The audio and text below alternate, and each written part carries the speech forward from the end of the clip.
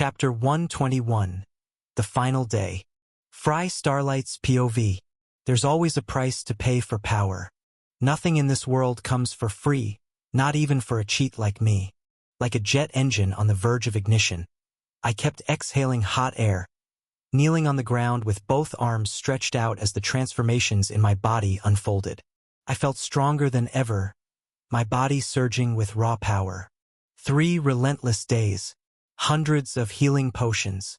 My body shattered 17 times and reconstructed just as many.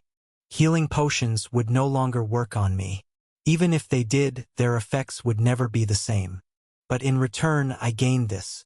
Balerian's serpent tattoo had spread further across my skin, extending so far it nearly reached my shoulder. Unbelievable. You actually did it. Carmen struggled to accept what she was witnessing. Breaking into Class C in less than half a month? Even Snow, with his SSS grade talent, wouldn't have managed that in such a short time. This was only possible because of the unique abilities I had obtained within the Shadow Sect. And now, for the first time, I had a real chance to fight. Not just watch from the sidelines. Today is the last day. Whatever happens, it happens today. It's time to end this. The last day in Moonlight Castle. The temple students gathered to showcase their progress over the past month before their instructors. The Moonlight family's training grounds were more packed than ever. It was clear that the temple's warriors had gained a great deal during this time. Among them, one first-year student stood out above the rest. His instructor was an A+ rank fighter, far beyond his ability to defeat. Yet, the level of skill he displayed was astonishing for his age.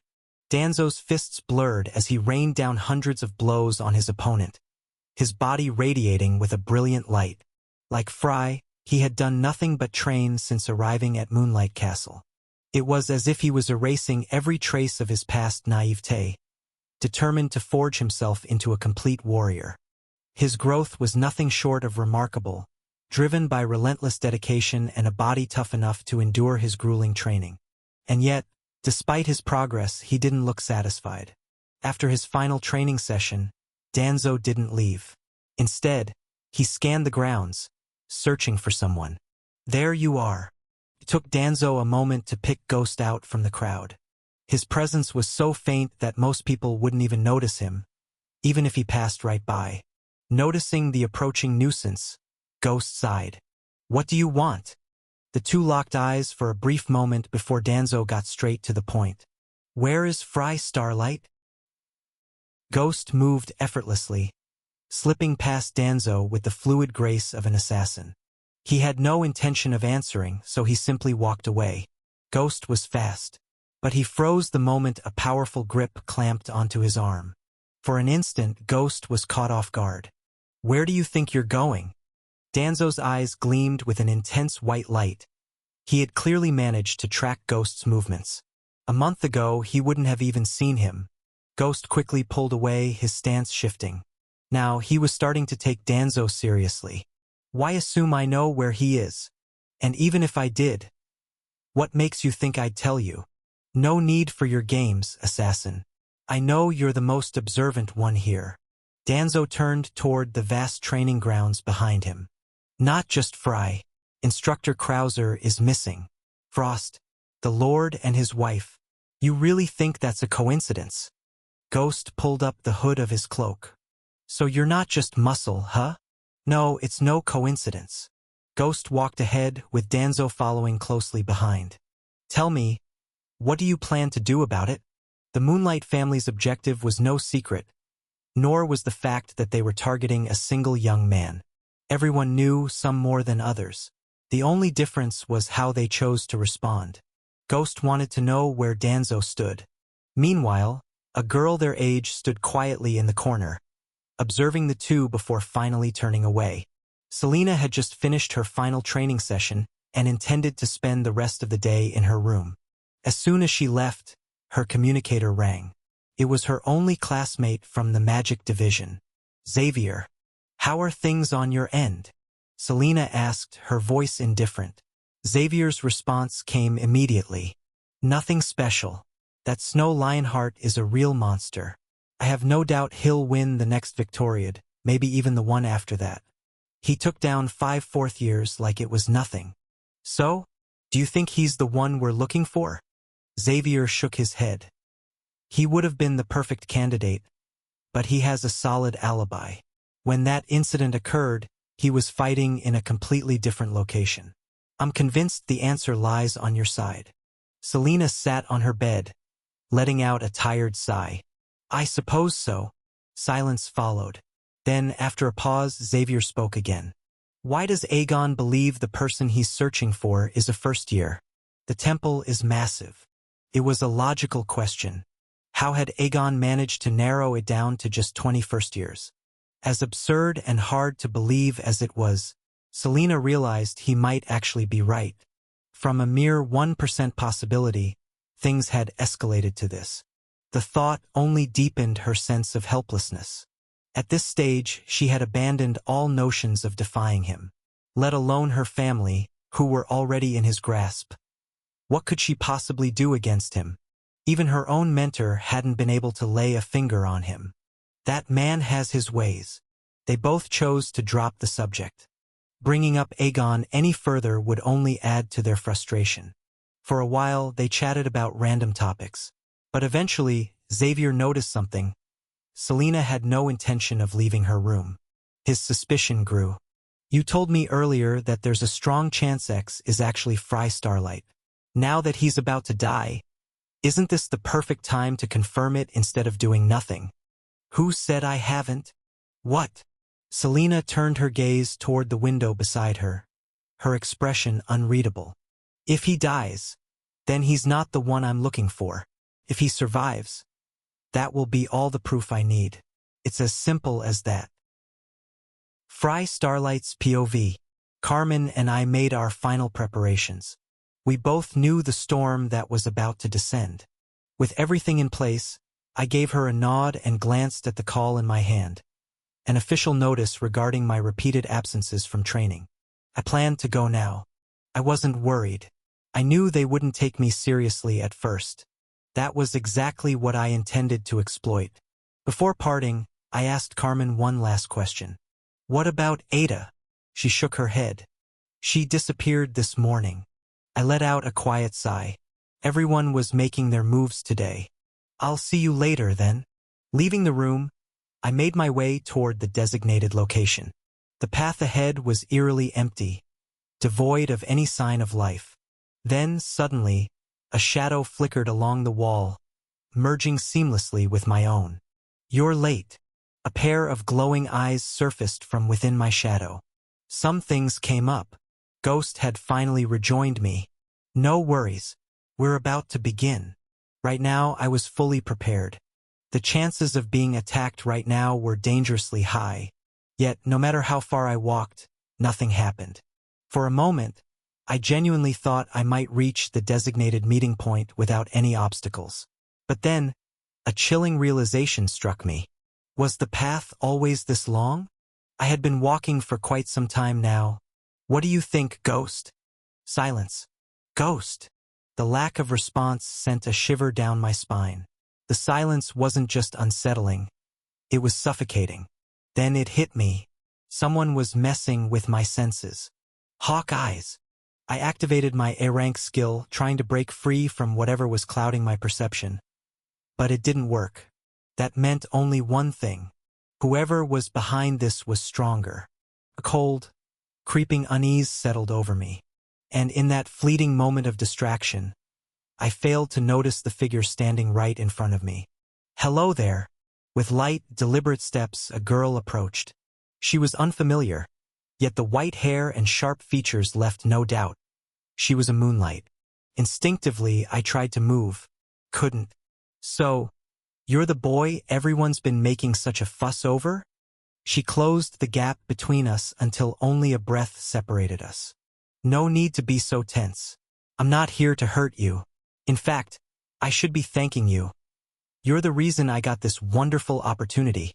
This is bad. No, bad didn't even begin to describe the situation. I couldn't move. A cold sweat trickled down my back. This girl, no, this thing was powerful. Too powerful. But who was she? There was no record of anyone from the Moonlight family with this level of power. It was impossible for me not to recognize someone like her.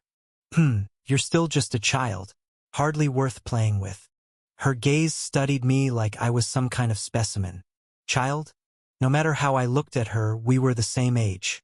Unless a terrifying thought took root. She was in disguise. You're kind of handsome. Each word sent a wave of dizziness crashing over me. My vision blurred. A dreadful realization clawed at the edges of my mind. I knew who she was. Why do you look so scared? For a brief second, her irises flickered. Blue, then red. A moment so fleeting, yet I saw it clearly. You look like you've seen a ghost. Why was she here? And more importantly, where was Ghost? Everything was spiraling out of control. Oh well, no matter. I think I'll play with you for a bit. Before I could react, she was already upon me. Her hand gripped my face, pulling me toward her. And then, her lips met mine. From the point of contact, dark veins surged beneath my skin, crawling like a living curse, infecting me from the inside out. I felt my strength drain, the shadows consuming me from within. When she finally pulled away, she gave a satisfied hum before lightly flicking my forehead. Normally, I would have just stumbled back, but instead, I was falling, plummeting from a terrifying height. And from above, she watched with an amused smile. Good luck. Don't disappoint me, Heartsuit. Darkness swallowed me whole. I had lost before the fight even began. Chapter 122. The games begin. Fry Starlight's POV. Hey! Smack. Wake up! A familiar voice, followed by a stinging pain, jolted me back to reality. Ghost. Took me a second to steady myself before I sprang to my feet. What happened? Where did she go? I frantically scanned my surroundings, searching for her. Ghost observed me for a moment before gesturing around. Calm down. She's gone. Taking a closer look, I realized we were in a strange chamber. Broken spears and shattered weapons littered the floor. That woman, somehow, she managed to trap me inside the shadow itself. I couldn't even speak. Luckily, I was fused with your shadow, so I fell here with you. Ghost pointed at the remnants of weapons around us. This chamber is a trap. The moment you landed, spears came flying at you. I had to step out and deflect them since you were unconscious. I listened carefully, trying to piece together what had happened. Touching my lips, I could still feel the lingering warmth. How long was I out? Not long. 15 minutes? No. Precisely 14 minutes and 25 seconds. Everything was moving too fast. Before I could fully grasp the situation, a distorted voice echoed through the chamber, projected by some sort of speaker system. Well, looks like we've got more than one player today. That voice. Frost Moonlight? You look terrible, Fry Starlight. Did my subordinates rough you up that badly? Haha. Anyway, welcome to today's game. What the hell is this bastard talking about? A game? Unfortunately, I'm not the only one who wants you dead. It would be a waste for me to kill you now, so I've decided to let everyone join in on our little fun. You see, there's a small door to your left. It leads to the next stage. You were about to die before the game even started, but thanks to your friend here, we still get to have some fun. Survive, Fry Starlight. Overcome the trials ahead and reach me. Only then might you win and live. Ha ha ha ha ha ha. Laughter erupted from multiple voices beside Frost. Was my survival so unlikely that they all found it amusing? I sighed, forcing myself to focus. Frost mentioned his subordinates. That woman from earlier was one of the 4 Ultra's lords. There was no way I wouldn't recognize her. Yet he claimed she was one of his followers. Madame, a deranged lunatic contracted with one of the high-ranking demons, Seat 12, Sithri. And she had already marked me. Was she planning to turn me into one of her puppets? Just the thought of it made my head throb. A monster capable of defeating Baylor had appeared. What kind of hell were we about to face? Smack. I lightly slapped myself, forcing my mind back into focus. Stay calm. This chaos. I need to find a way to use it to my advantage. Madam A might become an important variable later. For now, survival was my only goal. So, what's the plan, Fry? Ghost's voice pulled me back. He was still by my side. The recent events forced me to reveal myself, and part of the plan is already ruined. I can't stay hidden anymore, which drastically reduces my usefulness. On top of that, we're now forced to face Frost, and possibly even stronger enemies. I let out a weak smile. So, our chances of winning are close to zero, huh? Exactly. Yeah, I'm pretty much guaranteed to die here. Silence hung between us as I adjusted my aura. What about you, Ghost? Wouldn't my death be the best outcome for an assassin like you? Ghost had no real reason to be caught up in this mess with me. Our previous agreement wasn't enough to justify him staying. We locked eyes for a moment before Ghost looked away. Dressed in a long black cloak that covered his head and mouth, his eyes were the only thing visible. When I trained with my father, do you know the first thing he ever taught me? I remained silent for a moment. Ghost rarely spoke about his father, but I already knew the answer. Escape. He nodded, unsurprised by my response. As an assassin, when you're exposed and backed into a corner, you have two options. You either go all in, launch a desperate, all-out attack, sacrificing everything. A suicide strike, but only if there's a genuine chance of success. Kill your target and die. But if the odds are hopeless, you run. Leave the battlefield. These are the words of Mesate Umbra, the greatest assassin. Ghost took a step closer, his gaze sharp. So tell me, Fry Starlight, what are our odds here? One-on-one, you against Frost, what are your chances? Your answer will decide whether this fight is worth a suicide mission. I remained silent for a moment. Ghost wasn't bluffing. If I gave him even the slightest sliver of hope, he would risk everything. I respected that about him, so I told him the truth. One-on-one against Frost, huh? Let's see. To have a real shot, we'd have to strip him of his personal weapon, Rimshard. That thing amplifies his power massively, so as long as he has it, we're looking at a dead end. But if I somehow manage to disarm him and fight at full power without holding anything back, then... I paused. Ghost waited for my answer. 50-50. His eyes widened slightly. He muttered the words back in disbelief. 50-50. I nodded. Yes, a battle to the death. Ghost took a moment to process that. Against someone ranked S-up. I wasn't joking, and he knew it. I wouldn't lie about something like this. Not when my life was at stake. The assassin fell silent, weighing the odds. What was the best move? Where was the highest chance of survival? A few minutes later, we had our answer. The second chamber, a long, narrow tunnel. I shut the door behind me and stepped forward alone. Waiting for me were unfamiliar faces. Well, Fry Starlight. You have no idea how long I've waited for this moment. Today you die, you filthy bastard. I scanned my opponents. 7 in total. The strongest among them ranked B or B+. The rest weren't far behind. One of them stepped forward, a crazed grin splitting his face. A young man with white hair and a lean frame, holding twin daggers with curved edges. He looked excited. I heard you're a womanizer. Then how about I do the same to you? Kihihi. I'll violate you myself. Let you experience that feeling firsthand. He raised his dagger in front of me. But I'll be using this to make it even more enjoyable. The others behind him burst into laughter. I smiled too, just as the serpent tattoo on my body started to burn. Oh? What's wrong? His expression twisted instantly. Meanwhile, my shadow expanded, swallowing a section of the room in darkness. Now then, Ghost. He was still with me. That meant I could go all out. Come forth, Valerian. My life was on the line. My hands were already stained. Harden your heart. Let everything loose. Valerian, the Black Blade, looked darker than ever. This would be my first real battle since reaching rank C. So, I wanted to test the limits of what I could do. In the darkness cast by Ghost's shadows, My enemies grew more alert, but I saw everything. Hawk eyes plus phantom steps plus Balerion.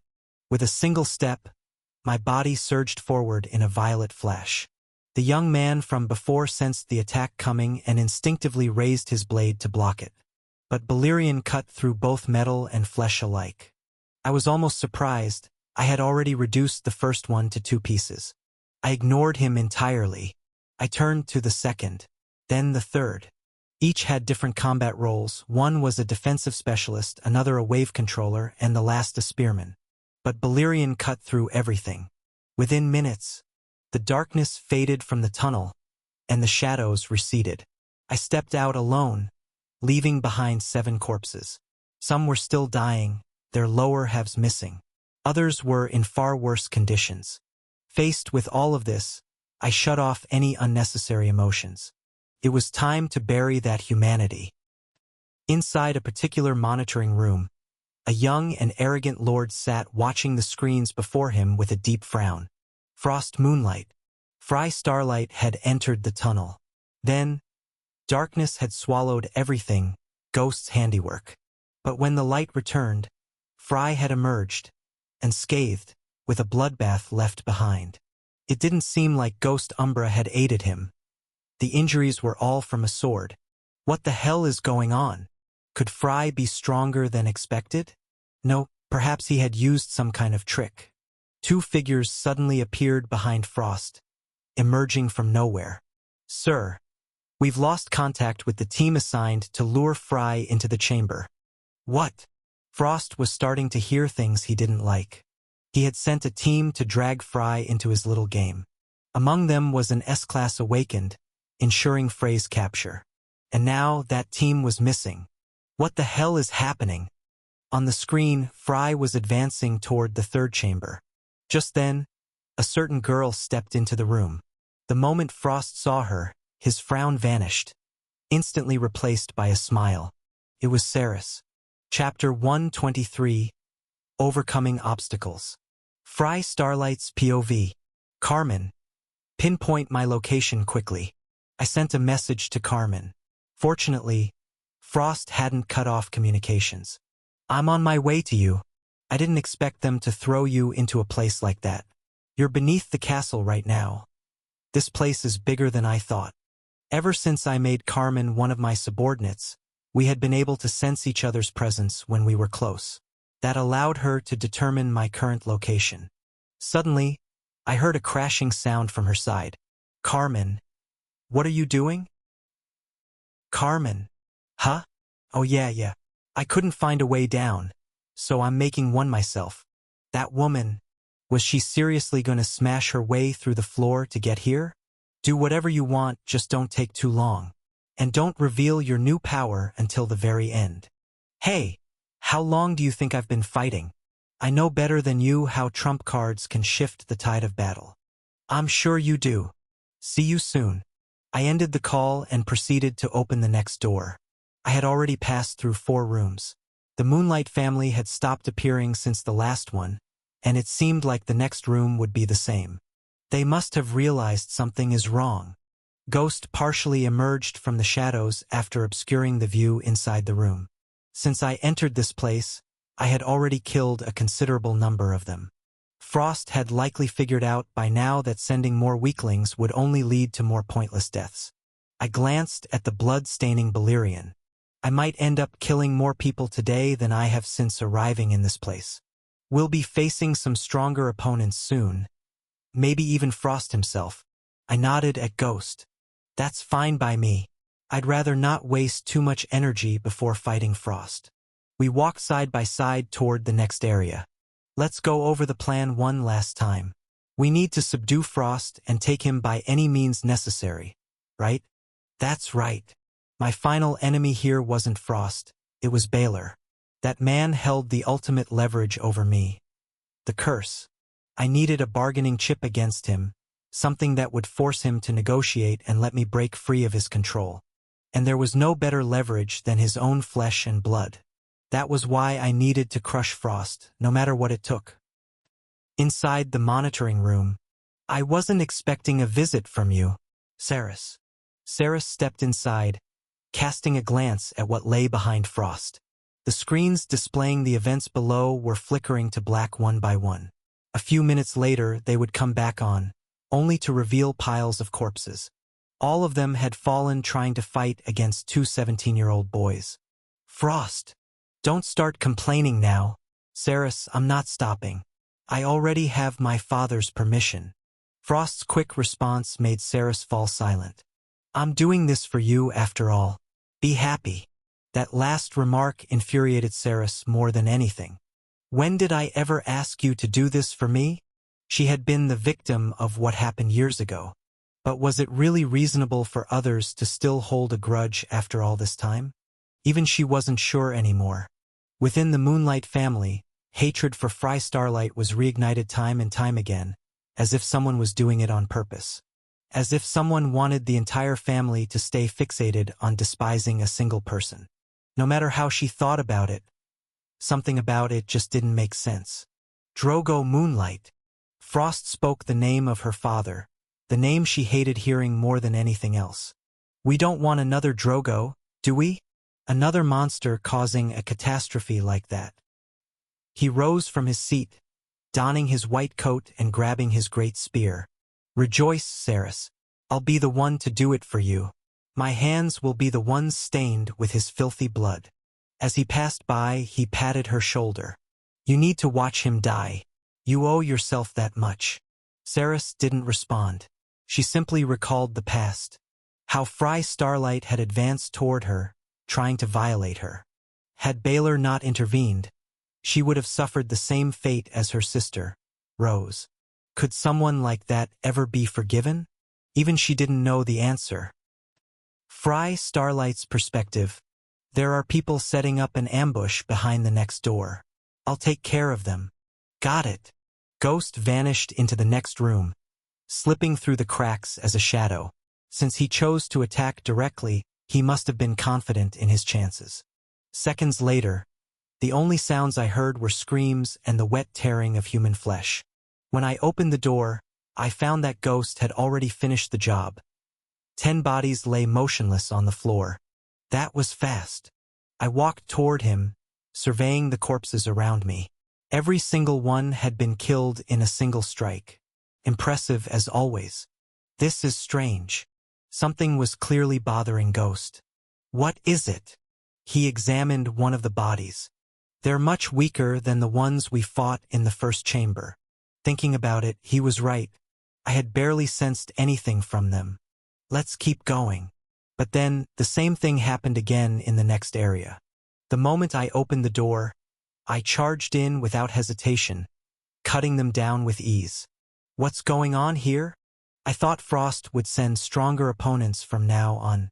But instead, he sent these weaklings. What was he planning? Maybe he's trying to exhaust us? No. I doubt that.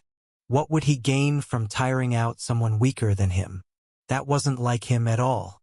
As I was contemplating, I noticed one of the men I had just cut down.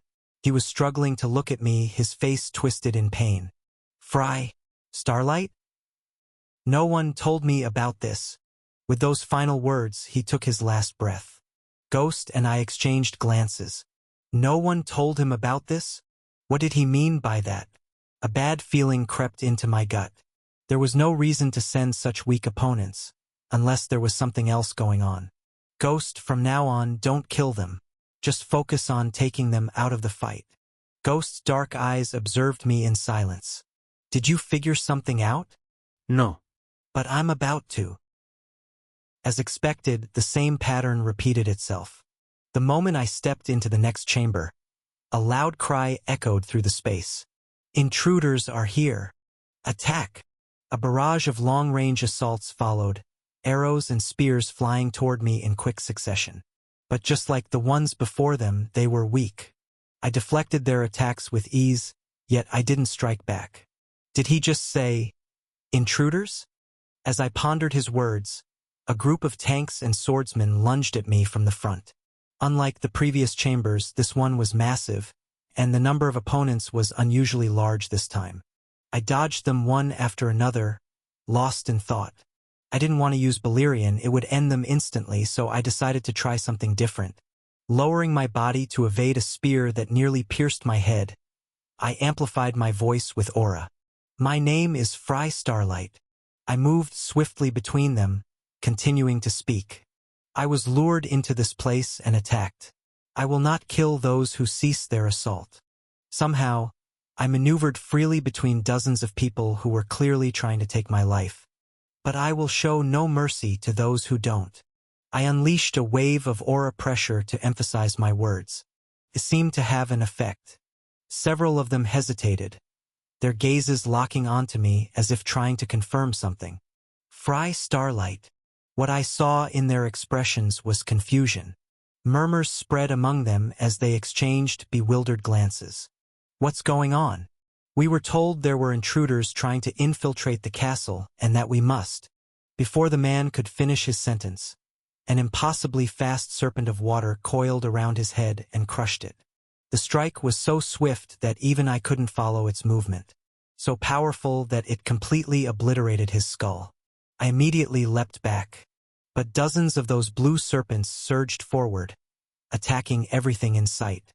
I watched people get slaughtered before me, wiped out in a single strike. One of the serpents lunged at me as well, but I barely deflected it with Balerion at the last moment. My mind struggled to process what I had just witnessed. These people, they had no idea I was coming. This is bad, Fry. Ghost spoke, his voice sharp with realization. He's strong. I know. I had already felt it. His presence alone dominated the entire chamber. He was far stronger than me. I focused my gaze toward the far end of the room. A lone figure emerged from the darkness. A man I knew all too well. Scarred face, blonde hair, a muscular build. Instructor Krauser? The same man who had overseen our temple training last month. An S-class fighter. Krauser's cold gaze shifted between us and the corpses left behind by the serpents. Welcome, Starlight Rat. He slowly rolled his fists, as if warming up. You really made me work more than I was supposed to. Why didn't you just kill them? I cautiously kept my distance from him. Are you talking about your own family members, the ones you just took down? You must have quite the thirst for blood. Instructor Krauser. He chuckled, his body now enveloped in a deep blue aura. Since we're throwing this special event, we figured getting rid of just one piece of trash wasn't enough. The water serpents coiled once more, this time aimed directly at me. So we decided to take out all the useless garbage in one go. Dozens of attacks rained down on me. Strikes from an S-class awakened. Trash. Had they used my presence as an excuse to dispose of their own people? I clenched my teeth. This family was even worse than I had imagined. Chapter 124. Starlight vs. Moonlight 1. How far can you go when your opponent is a monster several levels above you? Krauser Moonlight and S-Rank Awakened wielded the power of water just like Professor Luca Bonatiro. Fry found himself facing an opponent as powerful as his own mentor. Water serpents came at him from every direction, relentlessly aiming to take him down. Don't worry, kid. I won't kill you. Fry barely managed to keep going, either dodging the lightning-fast strikes or blocking them with Balerion. The honor of killing you belongs solely to young Lord Frost. Haha. But there's no harm in having a little fun before he arrives. It was clear Krauser was holding back. Otherwise, Fry would have been dead by now. Yet despite being trapped like a rat, he remained calm. He knew it, no matter how much he gave, he could never defeat Krauser. Is this how you treat your students, Krauser? Student? You were nothing more than a punching bag, kid. Krauser laughed as he continued controlling his water serpents. And you still are. The serpents kept destroying everything in their path, trying to catch Fry as he moved faster than someone of his level should. Hearing Krauser's words, Fry smirked mockingly. A punching bag. Can't argue with that. Of course not. Suddenly, Krauser appeared right in front of Fry, swinging his fist straight at him. Fortunately, Fry blocked it with the back of Balerion, but the impact still sent him flying into a nearby wall. Krauser examined his fist for a moment, noticing a slight tremor. Then, shifting his gaze back to Fry, he noticed the black sword fused with his arm. Ha! That explains how you got this far. You've got quite the sword. Krauser sneered before charging again. But do you think it'll be enough to save you? The punch that was about to crush Frey's skull sank into the wall instead. His body had vanished into a shadowy void. Thanks to Ghost's intervention, Fry had narrowly avoided the worst. But it was only a temporary escape. Petty tricks. Now that he had seen it once, Krauser wouldn't let Ghost save Fry the same way again. Yet despite the overwhelming pressure, Fry remained calm, observing his opponent. Fry, what now? We can't beat him. Ghost pointed out the truth. Would they fall here before Frost even arrived? Fry suddenly smiled as he realized something crucial. It's fine. We don't have to beat him. At that moment, the entire place trembled. It was a faint vibration at first, but everyone in the room had senses far beyond those of normal humans. Little by little, the tremors intensified, followed by the constant sound of destruction from above. What's going on up there? Krauser frowned. On the other hand, Fry finally let out a relieved sigh. She's here. Wherever chaos and destruction followed, you'd find Carmen. The ceiling shattered into countless pieces as a wild figure burst through. Dust coated her silver hair and covered her entire body. Cough, cough. Ah, damn it. I thought this would never end. Emerging from the wreckage, Carmen scanned her surroundings. Meanwhile, everyone else stared in disbelief at the strange tunnel she had just created. Ha! Took you long enough. Fry smoothly retreated to Carmen's side. She, however, was visibly irritated. Damn it, kid. You have no idea how many wrong turns I took to get here. Let's never do this again. Thanks to their master-servant bond, Carmen had been able to sense Frey's location. But it wasn't precise enough to guide her straight to him. As a result, she had to dig randomly, making countless wrong turns. In fact, Carmen had just created an entirely new network of tunnels beneath Moonlight Castle, turning it into something resembling a giant anthill. The entire journey had been a pain in the ass for her. So, to say that Carmen wasn't in a good mood would be an understatement. And the first person she laid eyes on was Krauser. Damn it! Krauser cursed the moment he laid eyes on her. His thoughts and stance shifted completely. How did she get here so fast? That was surely the question running through his mind. He already knew. His chances against her were close to non-existent. But before he could even blink, Carmen had already lunged at him, streaking through the air like a ray of light. So, you're the first. Krauser felt it. The overwhelming aura Carmen had condensed into her fist. Water frantically surged around him, forming layers of defense in a desperate attempt to soften the blow. But it wasn't enough. Her punch shattered through his defenses with ease, driving him straight into the ground. A terrifying grin stretched across her face. Ah! Finally! Something other than rocks to break. Damn you! From beneath her feet, the colossal head of a water dragon took shape. This time, Krauser was fighting with everything he had. Carmen, on the other hand, leaped high into the air, dodging the attack with ease. From above, she saw it clearly. The massive dragon, coiling back before launching toward her with lethal force. That won't help you, brat. 7 radiant stars spun around Carmen's core, unleashing the full power of the Starlight family's most devastating technique, Stardust. Every ounce of that energy condensed into her fist. Below, the dragon's maw gaped wide, ready to obliterate everything in its path. Had this attack been used against Fry earlier, he would have been erased instantly. But Fry was Fry, and Carmen was Carmen. The brilliance of the strongest star enveloped her as her fist met Krauser's ultimate strike. Water clashed against Starlight. Without hesitation, Carmen crushed his strongest attack. Then, just like before, dozens of colossal fists materialized around her, each infused with her star energy and lethal aura. Without mercy, she rained down an unrelenting barrage, pounding the ground beneath Krauser. At first, he tried to resist, but his defenses crumbled, and in the end, Carmen carved a new tunnel, this time using his body. Her fighting style is as brutal as ever. Fry watched alongside Ghost, shaking his head. What he had just witnessed reminded him of one thing.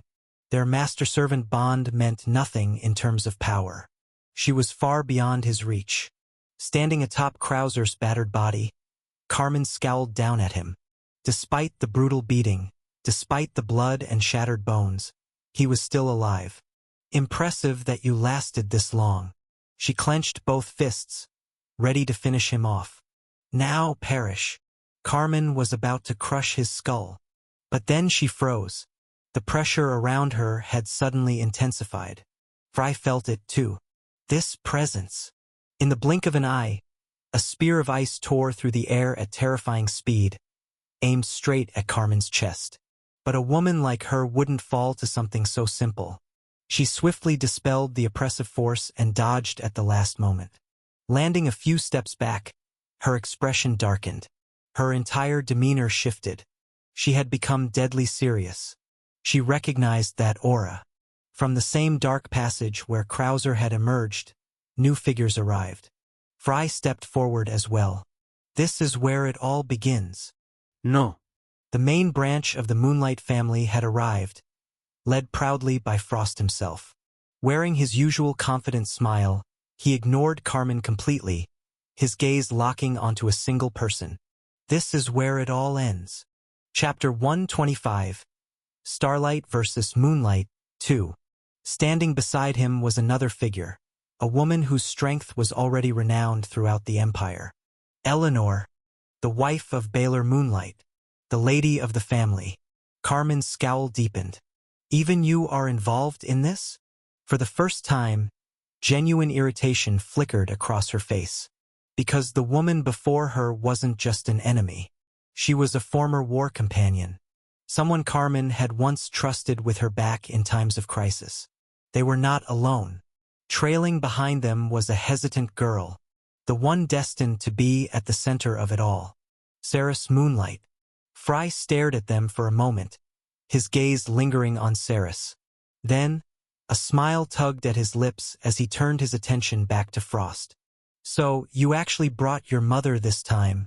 Don't tell me you took my words that day seriously? What fitting last words, Fry Starlight. This time, the arrogant lord had not lost his composure. Words befitting a rat like you. The charged atmosphere between them spoke volumes. From Frey's shadow, Ghost emerged, taking his place beside him. 3 against 3. The challengers had been chosen. The battlefield was set. Only one thing remained. Battle. Carmen Starlight and Eleanor Moonlight moved faster than anyone else. Both shattered the very air as they lunged at each other. Eleanor, have you truly sunk so low as to be part of this scheme? All this? Just to kill one child? Carmen's fist froze before it could reach its mark. Eleanor. Unlike their first encounter, where she had worn an elegant gown, now stood in simple battle attire, her toned stomach exposed, already poised for combat.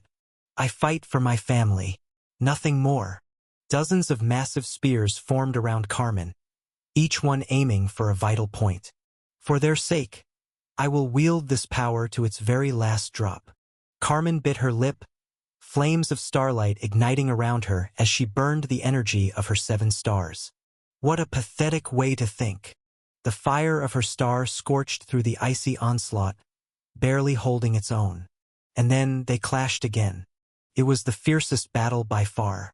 Both warriors deliberately distanced themselves from the others, ensuring their stray attacks wouldn't interfere with the rest. Meanwhile, Frost and Fry had eyes only for each other. After a month of beatings, you managed to escape me quite well. A simple spear materialized in Frost's hand as he approached.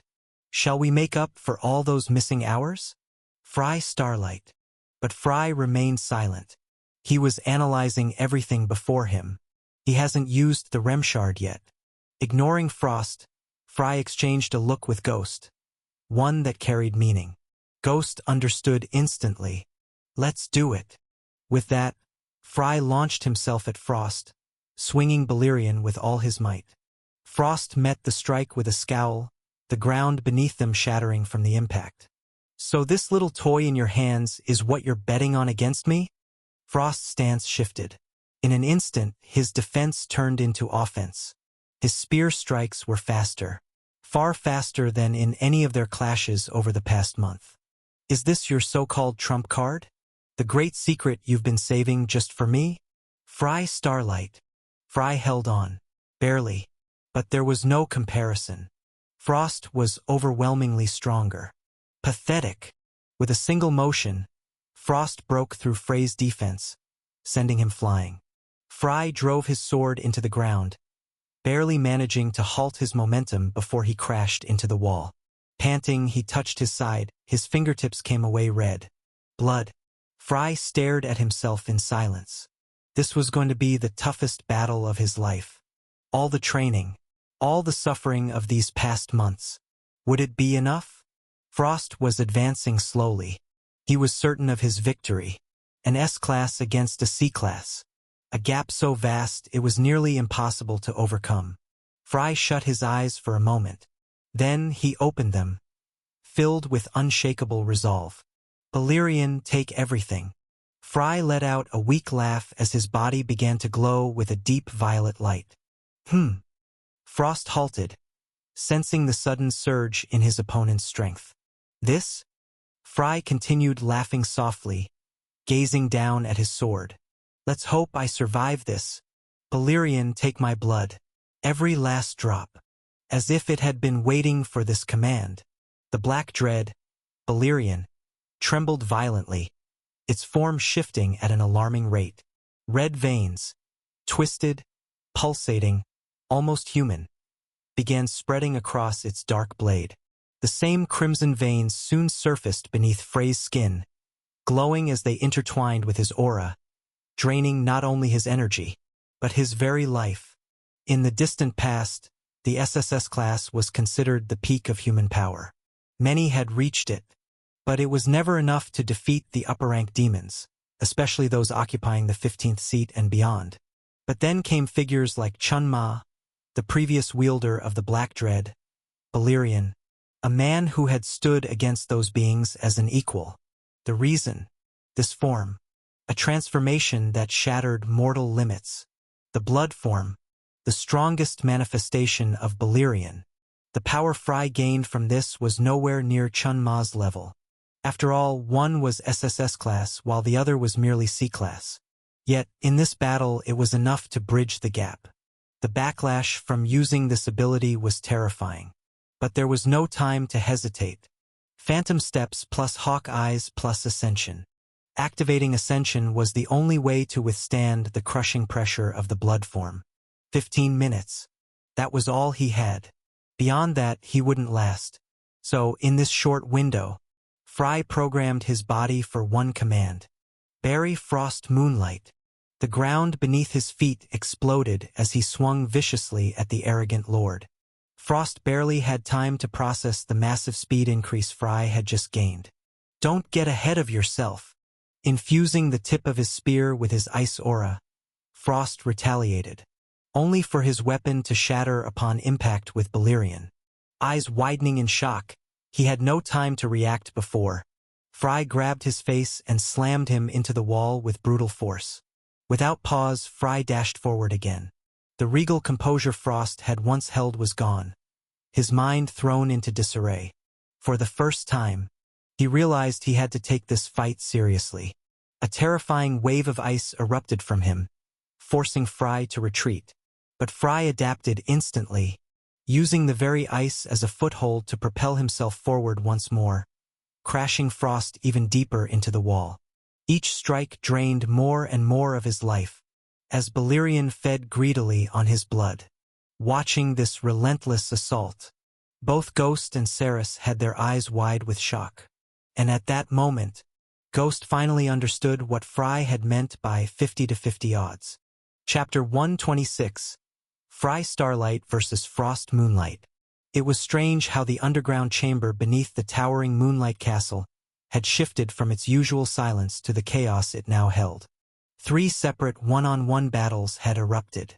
Perhaps the most intense clashes were those between Carmen Starlight and Eleanor Moonlight, but the most brutal confrontation was the one between the young lord of the Moonlight family and his counterpart, Fry Starlight. Unleashing his full strength, Frost took the battle before him seriously, especially after the humiliation he had suffered in their last exchange. Being forced to go all out against someone beneath his level was an insult in itself. But he had no choice. His opponent had displayed a level of strength that could not be ignored. Frost pushed Fry back, thrusting his spear at him dozens of times in the span of a single second. Yet, despite the terrifying speed of his attacks, Fry left behind only afterimages, effortlessly dodging every single strike without even shifting from his position. Fry knew he didn't have much time. The blood form wouldn't last long. If not for Ascension keeping him sane, he would have collapsed already. That's why he had only one option: attack, and attack relentlessly. Valerian consumed more of his dark aura, draining him further as he swung toward Frost, releasing a terrifying wave of black energy. Frost responded in kind, channeling his icy aura into the edge of his spear, clashing with Frey's attack in a battle of attrition, each force struggling to devour the other. Spears formed in Frost's hands one after another, only to be shattered by Valerian. And with every exchange, the truth became clearer to him. How? Despite unleashing his S-rank strength, the best he could do was push Fry back a few steps. This was the same Fry Starlight he had beaten mercilessly for an entire month. How the hell did he grow this strong in such a short time? Cursing under his breath, Frost's ice grew even colder. So cold it became truly terrifying. Cold fire. His ice took the form of eerie white flames, yet they burned with such extreme frost that the air itself began freezing at a visible rate. The white flames erupted toward Fry in the form of a massive blast. But Fry didn't hesitate. He slashed straight through it with a black arc of energy, cleaving the attack itself in half and sending its remnants scattering across the battlefield. With a single step, he closed the distance between them. The young lord of the Moonlight family saw it coming and countered instantly, thrusting his spear through Frey's body. But he struck only an illusion. The afterimage vanished, and suddenly, dozens of Freys appeared around him, surrounding him in a storm of swords. Attacks came from 100 different directions. No matter how many he blocked, no matter how many ice barriers he created, several still landed. The wounds were shallow, not fatal. But for the first time, Frost's body had been stained red by someone beneath him. Unforgivable. Slamming his spear into the ground, a massive shockwave of ice erupted outward, spreading in random directions throughout the chamber.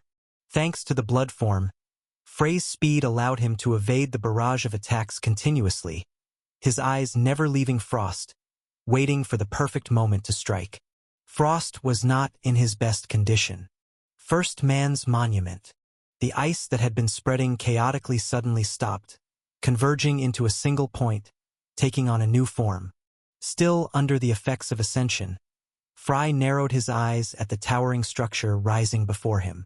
He understood its danger immediately. It was growing at an alarming rate, so much so that it pierced through the ceiling itself. 10,000 steps of shadow, infinite darkness. Waiting for it to fully form would be foolish. He had to act first. Frey's strike carried enough dark aura to split a small mountain in two, and he placed all his bets on it. Like a burning black meteor, he charged straight for his target. But it wouldn't be that easy. Don't push your luck. Frost appeared in his path, his body glowing with an intense, chilling blue aura.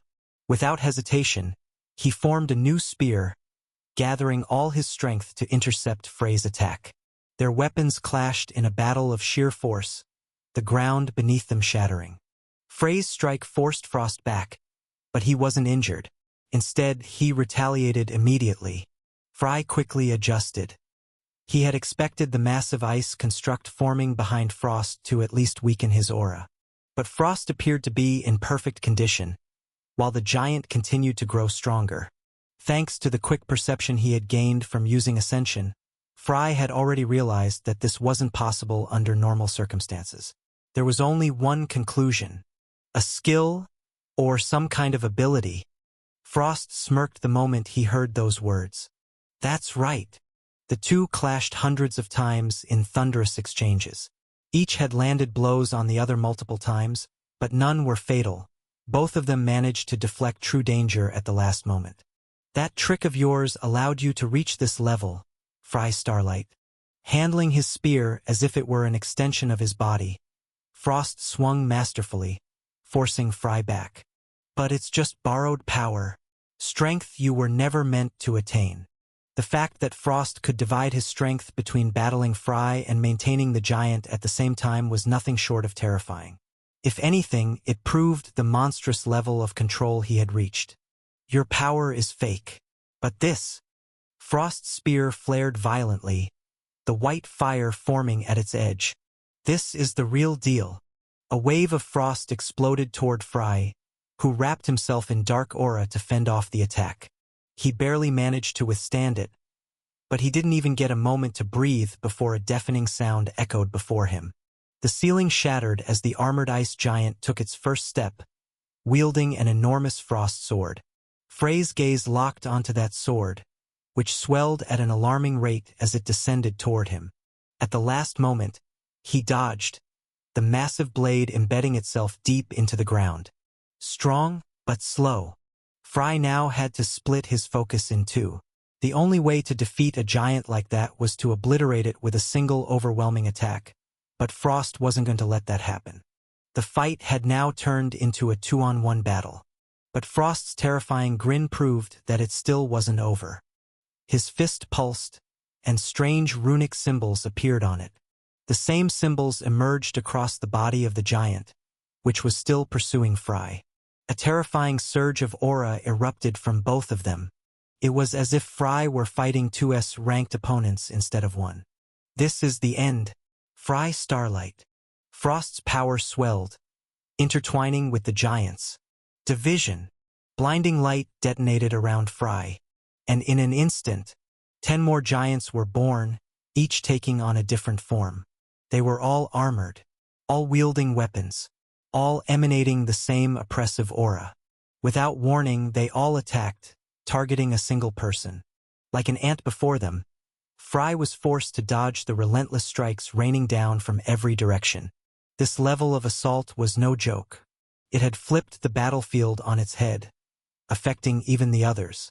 Carmen and Ghost, in particular, showed genuine concern now that Frost had surpassed all expectations. With some kind of unknown skill, he had reached this level. There was no denying it.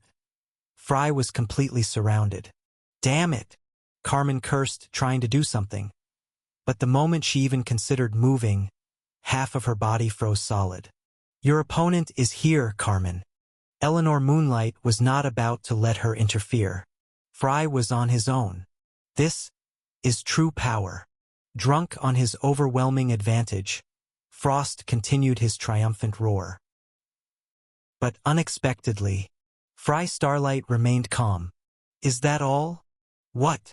When Fry spoke those words, Frost thought he must have misheard.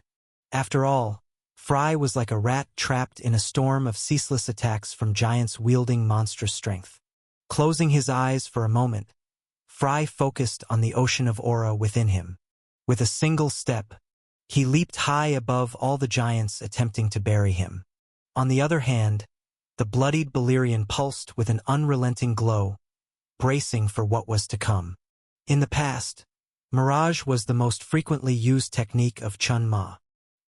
He could manifest 10,000 versions of himself, delivering 10,000 strikes simultaneously.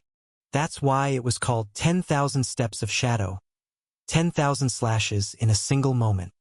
Previously, Fry had only been able to manifest 100 copies, 100 strikes in a single instant. But now, within blood form at the peak of his current strength, he felt like he could create even more. Mirage. Like a blooming flower, dozens of petals unfurled. No, hundreds. Hundreds of Frey's afterimages appeared, surrounding all 10 giants at once. The sheer number was terrifying. There were 500 copies. Each of them took the same stance, preparing to draw even more aura. 10,000 steps of shadow, infinite darkness. Frost's mouth fell open as darkness consumed the entire battlefield. 500 strikes landed in a single instant, piercing through the giants like a furious black downpour, riddling their bodies with countless new holes. This level of aura, this sheer quantity, was impossible for Fry to manifest without the SSS rank aura coursing within him. In the end, the towering giants shattered into fragments, collapsing to the ground like ancient statues that had long lost their former majesty. All 500 copies merged into a single body. That body propelled itself forward, advancing to the next stage, as its sword blazed with dark aura, unleashing a devastating strike. My power comes from within. Frost instinctively stepped back in the face of Fry Starlight's relentless assault. Call it whatever you want. Fake. Borrowed. Frey's sword was barely visible now, moving at an overwhelming speed. But it's still the power that will bury you. For the first time, Frost found himself in a precarious position. Without a doubt, his opponent had completely turned the tables on him. At this rate, even if he managed to win, he had to be prepared to lose at least one arm.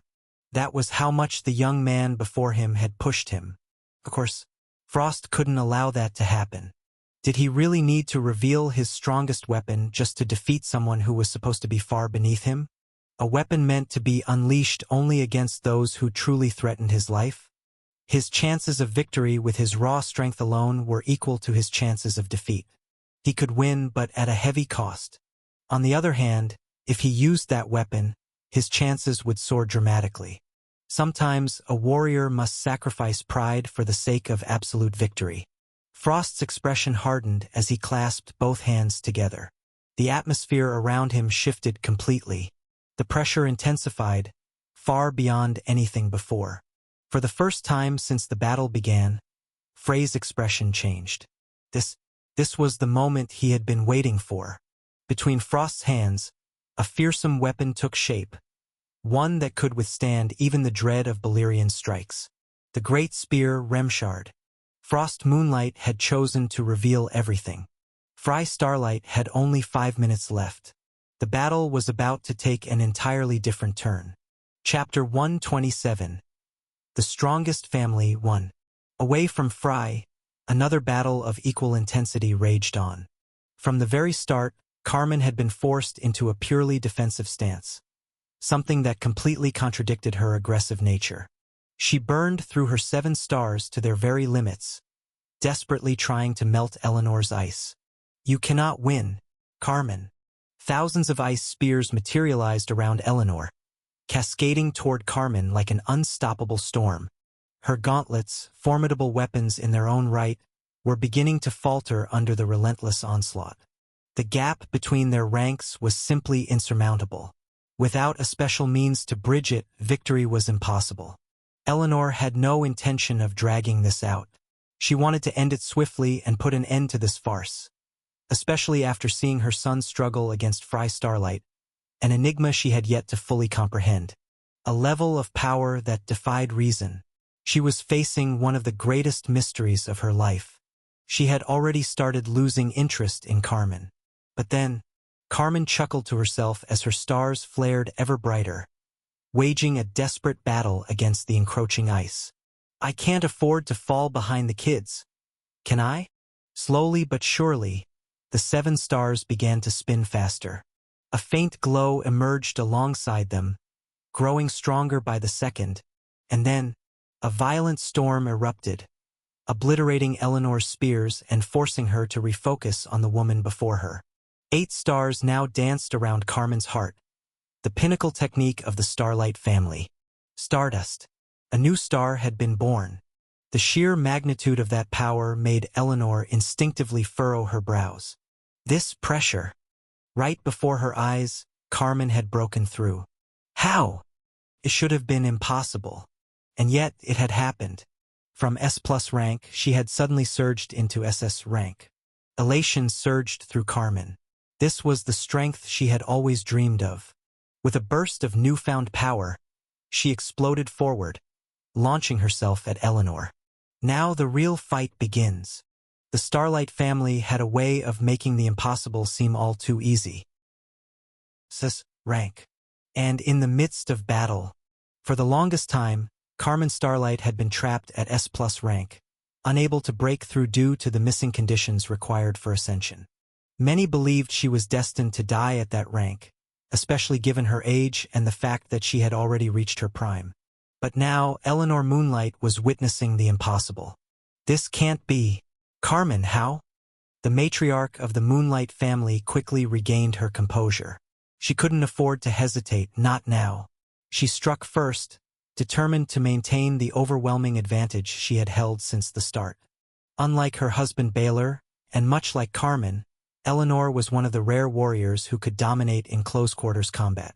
Dozens of enormous ice spears materialized, attacking from all angles, while Eleanor herself lunged forward, tightening her hold on the battle. Carmen saw it coming.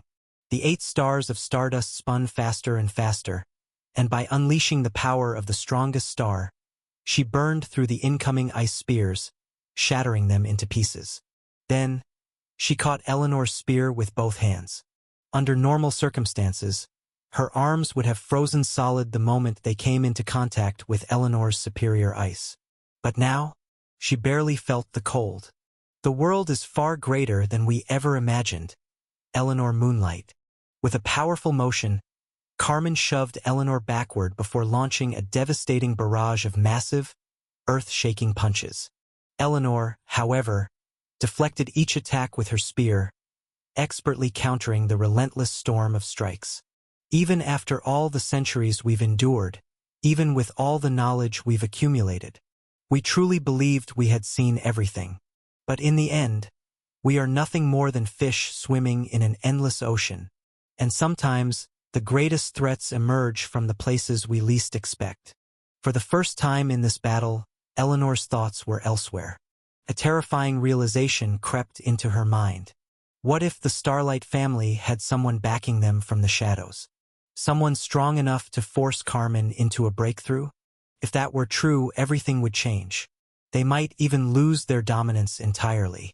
Of course, Eleanor had no way of knowing the truth. The one responsible for Carmen's ascension wasn't some hidden powerhouse. It was Fry Starlight himself. To Carmen, Fry was like a whale among fish, a force of nature who one day would devour them all. That was why she bet everything on him. Sensing Eleanor's distraction, Carmen seized the moment. A surge of exhilaration coursed through her veins, her newfound strength igniting a flame she hadn't felt in years. She was faster, stronger. Every strike was precise, perfect, the kind of overwhelming power she had only dreamed of wielding before. Don't push your luck too far, Carmen. Behind Eleanor Moonlight, a massive ice circle materialized, intricately engraved with cryptic symbols, each one pulsing with arcane power. Her spear vanished. She clasped her hands together. At that moment, the mysterious circle spun violently, unleashing a surge of absolute cold, forcing Carmen to halt involuntarily. She looked down. Frost had begun creeping up her arms. Yes, you've grown stronger. You've finally gained the strength to fight me on equal footing. But so what? The ice circle behind Eleanor spun even faster, radiating an intense blue aura that expanded across the battlefield, transforming it into an endless frozen wasteland. The chilling energy condensed, forming hundreds of ethereal weapons, swords, spears, and enormous arrows, each one pulsing with terrifying amounts of aura. And all of them were aimed at a single target. Carmen Starlight, all you've accomplished with this newfound power is delaying the inevitable. The attack came from every direction. One strike at this level, just one, would be enough to reduce any warrior below S rank to a lifeless, shredded corpse. But instead of fear, Carmen smiled. A wild, reckless, defiant grin. We'll see about that. She didn't unleash any grand technique. She didn't invoke any divine ability. She simply fought. Raw, brutal, primal. She focused all of her burning blue aura into her fists, her battle instincts sharper than ever. Her feet sank deep into the frozen battlefield as she dropped into a wide, devastating striking stance. And then, her arms blurred. In less than a second, They moved at such blinding speed that they looked like twin cannons unloading endless destruction. Each punch shattered one of the gigantic ice weapons, obliterating them on impact. The relentless destruction sent burning ice shards raining down across the battlefield. Yet Carmen's onslaught never ceased. Punch after punch, strike after strike, a relentless storm of devastation. Each side pushed with everything they had. Without a doubt, a battle of this magnitude was like a natural disaster, shaking the entire battlefield and drastically affecting every other fight happening around them. Eleanor saw it clearly. Her attack had been completely blocked. So, she decided to escalate. Instead of attacking from a distance, she charged at Carmen herself. As she closed the distance, the circle behind her spun once more, and in an instant, her entire body became encased in ice, forming an armored shell that radiated an aura of frost, rising like steam into the air.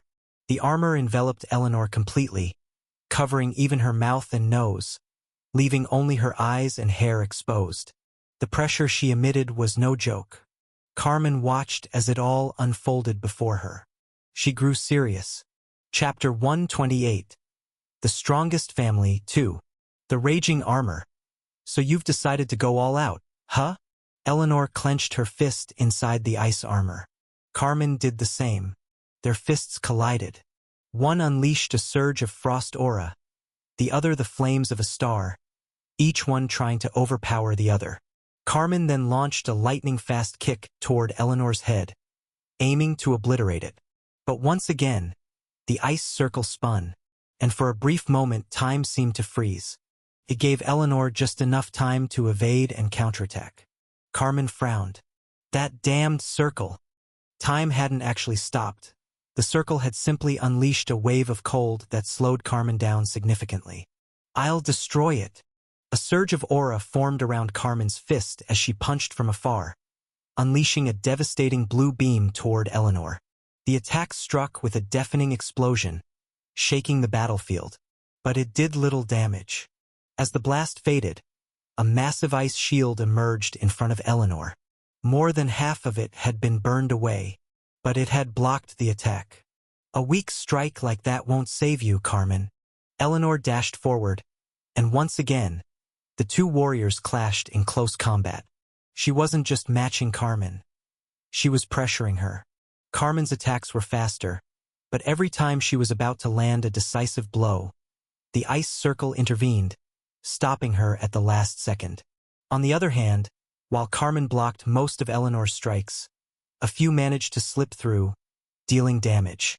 Realizing she was in a bad position, Carmen leaped into the air, avoiding Eleanor. Her body ignited. A radiant white flame engulfed her, illuminating the battlefield. Stardust, the ruler's hand. A colossal hand of pure white fire erupted from Carmen's body, crashing down toward Eleanor, ready to crush everything in its path. It was a terrifying attack, so overwhelming that the circle behind Eleanor spun violently, forming a gigantic ice dome in the shape of a bell to shield her. Instead of trying to clash head-on, Eleanor focused everything on defense. The moment the giant hand struck the ice barrier, it felt as if reality itself had fractured.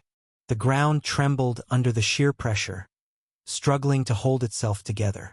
The ruler's hand crashed mercilessly against the massive ice barrier, shattering it at an alarming rate. But it couldn't break through completely.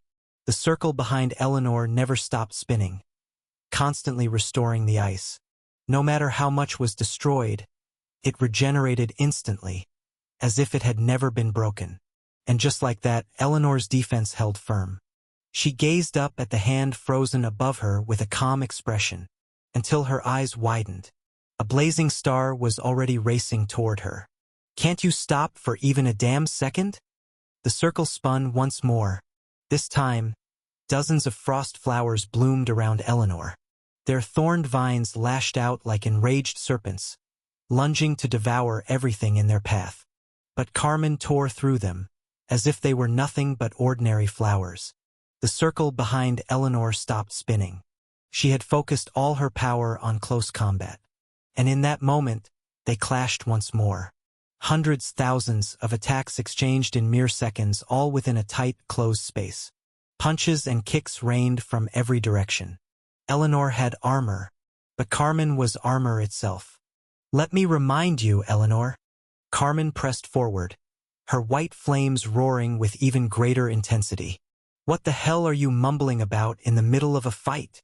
Eleanor snapped in frustration. Cracks had begun to spread visibly across her ice armor. Yet the circle restored it every time. She was still fighting, still landing blows on Carmen. But in return, Carmen had started to break through her defenses. And that was a warning. All these years, your superiority has made you forget something important. Carmen smiled seductively, blood trickling down her face. Despite the constant damage she had taken, she was enjoying this fight. Her punches rained down on her opponent so relentlessly that, from a distance, all one could see were streaks of white light. "Let me remind you why the Starlight family was once considered the strongest." Carmen's skin burned as the 8 stars around her heart released waves of pure aura. She was about to unleash everything. "In the past, I would have lost to you because you outranked me." Slowly, Carmen began to gain the upper hand, shattering Eleanor's ice armor bit by bit. But that was the only reason. In an equal battle, no Starlight has ever lost to anyone. TCH. Eleanor's expression darkened as she watched. This time, the cracks weren't just appearing on her armor. They were forming on the circle behind her as well. Long ago, Casus Valerian was revered as the strongest among his squad, a hero who had saved the world.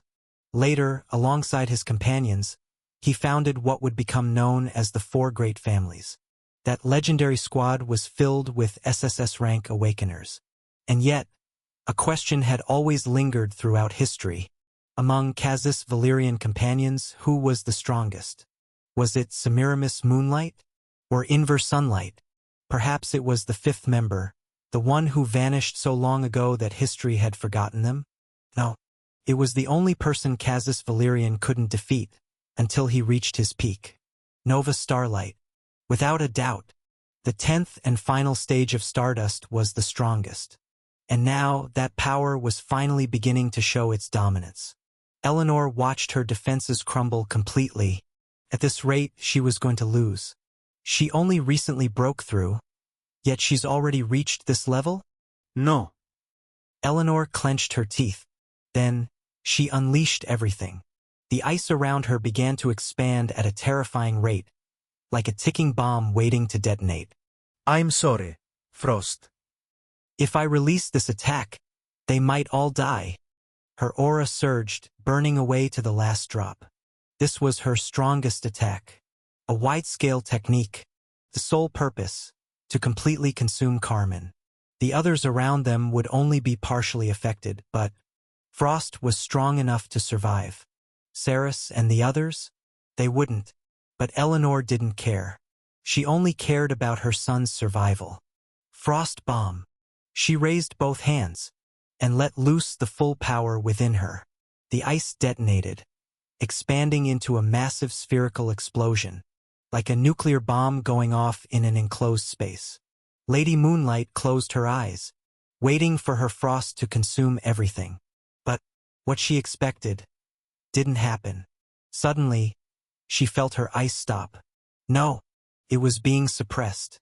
Eleanor's eyes snapped open, and what she saw made her gasp. 8 towering white pillars surrounded the icy sphere, sealing it in place. In front of her, Carmen stood tall, resisting the pressure, her left hand outstretched to hold it back. Why the rush? Don't be a child. Did you really think that just because you were losing for a moment, you'd blow everything up? The skin on Carmen's left arm peeled away, blood seeping from her pores. And yet, the 8 pillars suppressed the explosion completely. Carmen, Eleanor's strongest attack, stopped. And Carmen? She barely flinched. Her left arm was in ruins, but her right hand was clenched into a fist, gathering every last ounce of power. This is the true strength of the Starlight family. The white flames around her fist shifted, turning into a brilliant azure blue. This was Carmen's strongest attack. Stellar Impact. With a single punch, she released a devastating wave of aura, an attack that erased everything in its path. Eleanor's armor shattered. Her ice circle collapsed. The impact was so overwhelming that it carved out a massive crater, piercing through the earth. And the devastation didn't stop there. The attack kept going, expanding, until it broke through the battlefield itself, destroying everything beyond it. Drenched in her own scorching blood, Carmen laughed, lifting her exhausted body. Don't underestimate a starlight. Chapter 129. Surpassing Limits. 1. Winterfell. Inside the Moonlight family palace, the Paradiso. Everyone within the Grand Palace could feel it, the tremors that intermittently shook the ground beneath them. Some understood exactly what was unfolding below, while others were left bewildered, clueless as to the chaos brewing beneath their feet. Who could have imagined that a battle to the death between two of the great families was raging in the depths below? It was a 3-on-3 confrontation. At a glance, the numbers seemed insignificant. But the names involved? That was an entirely different matter. The future lord of the Moonlight family, Frost. Alongside him, the second strongest in the family, his mother, Eleanor Moonlight. And one of its greatest prodigies, the former lord's daughter, Cerys Moonlight. On the opposing side stood Carmen, the mightiest warrior of the Starlight family. Fry Starlight, the infamous son of the former lord. And Ghost Umbra, the son of the deadliest assassin in the Empire, perhaps even the entire world. If news of this battle were to spread, it would shake the Empire to its core, perhaps even overshadowing the looming war on the horizon. This has gone too far. As he clasped his hands together, a massive spear materialized between Frost Moonlight's fingers. This was none other than Remchard, one of the 5 greatest spears in the world, a weapon capable of withstanding Balerion the Black Dread. Fry narrowed his eyes at the sight of that weapon, fully aware that the real battle was about to begin. So you finally decided to take this seriously, huh? Only 5 minutes remained. That was the time limit Fry had estimated, considering the blood form, the amount of aura being released, and the toll on his body. His physique was already reaching its limit. Frost lifted Remchard toward Fry, his expression twisted in disdain. Yes, I have. As he took a deep breath, the air around him began to freeze. Frost was beyond irritated with the current situation, but he had no choice. Be proud of yourself. You've forced me to go all out. And now perish. With those final words, Frost lunged forward, thrusting his spear at terrifying speed. To Fry, it was nothing more than a blinding streak of destruction rushing toward him, so fast that even with hawk eyes pushed to their absolute limits, he could barely keep up. Fortunately, his enhanced instincts allowed him to assume a defensive stance just in time, raising Balerion to block. The moment Remchard clashed with the Black Blade, a violent impact erupted between 2 of the greatest weapons. Sparks of fire scattered wildly, only to freeze and vanish the next instant, as if by magic. Frost's spear struck again, and again, and again, dozens of times in the blink of an eye. Fry barely managed to deflect the flurry of attacks, his body accumulating wounds with each passing second. Even at his peak, this was all he could do, defend. His defeat was inevitable.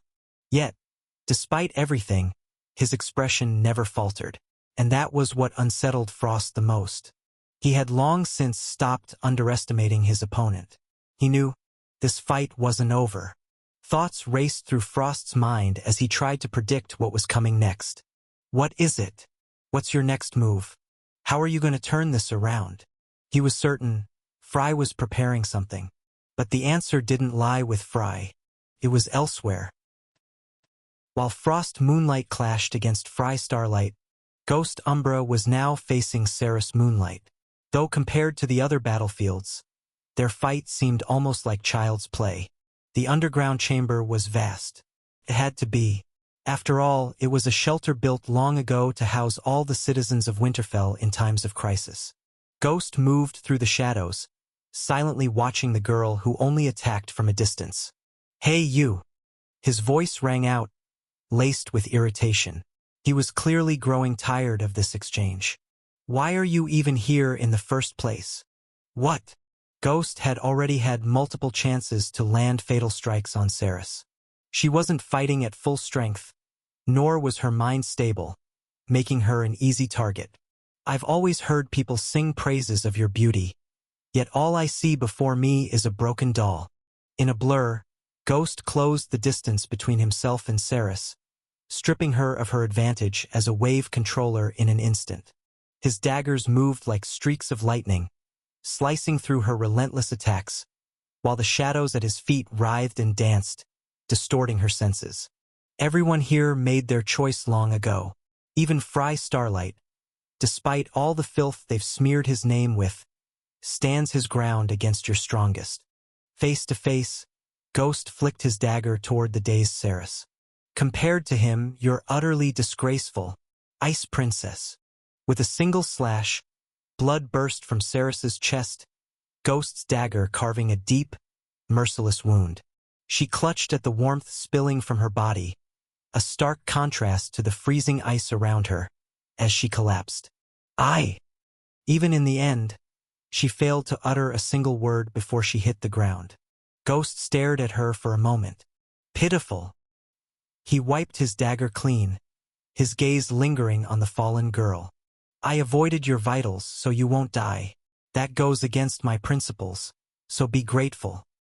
He's the one who asked me to spare you. As he spoke, a suffocating pressure surged from afar. Speak of the devil. At that moment, the battle between Fry and Frost had reached its peak. A smirk tugged at Ghost's lips as his eyes locked onto Remchard in Frost's hands. It's time.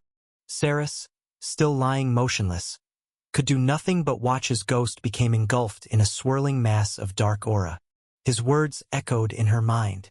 He spared me, but Ghost paid her no mind. She was no longer worth his attention. Pushing his dark aura to the limit, he activated his superior trait Shadow. Ghost was about to break his own code and unleash his full power. Never reveal your trump card unless you're certain your opponent will die. That was the law instilled in him by his father, the strongest assassin in the Empire. Yet Ghost ignored it. His shadow melted into his body, vanishing completely. A black cloak of darkness enveloped him, concealing all but his piercing dark eyes and the wild strands of hair atop his head. His daggers disappeared, replaced by a massive scythe, one pulsating with dark aura, a force on the verge of detonation. In the early drafts of the Land of Survival during the Victoriad event, the one who stood against Snow in the final battle was none other than Ghost Umbra. And this was the very form that had pushed the story's protagonist to his absolute limits. Now fully merged with the shadows, Ghost surged forward at terrifying speed, toward his next target. Chapter 130, Surpassing Limits. 2. Frost's focus remained locked on Fry, waiting for his next move. But it didn't come from Fry. Ghost, a master of stealth, had slipped beneath Frost's notice. Engaged in a battle where even a moment's distraction meant death, Frost couldn't afford to take his eyes off Fry, and that blind spot cost him. By the time his instincts screamed a warning, the scythe was already descending upon his neck. A colossal arc of darkness carved through the air, aiming to sever his head in a single ruthless stroke. But Frost wasn't S-ranked for nothing. At the final moment, he manipulated his aura with pinpoint precision, concentrating it at the exact point Ghost had targeted. Darkness clashed with ice. The dark aura fought to consume him, but Frost's ice was unyielding, halting the scythe's advance, though not without leaving a shallow gash across his neck. Bastard! Just as Frost began to turn toward Ghost, a second surge of overwhelming aura erupted before him. Fry. His intent was unmistakable. He wouldn't allow Frost even a fraction of a second to breathe. 10,000 steps of shadow, infinite darkness. Shrouded in abyssal energy, Balerion carved a deadly arc toward Frost's exposed side. Frost didn't dare underestimate the attack. If that blade touched him, he would be cleaved in two, he knew it.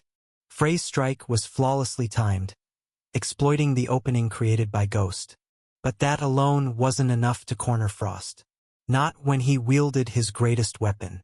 Lifting his spear, he uttered a single word. Release. In that instant, Remchard unleashed a colossal beam of pure aura, hurtling straight toward Fry. Fry barely managed to deflect the attack, staggering several meters away from Frost. Despite the ice creeping over his limbs from the last strike, Frey's expression remained composed. Ascension keeping his emotions in check.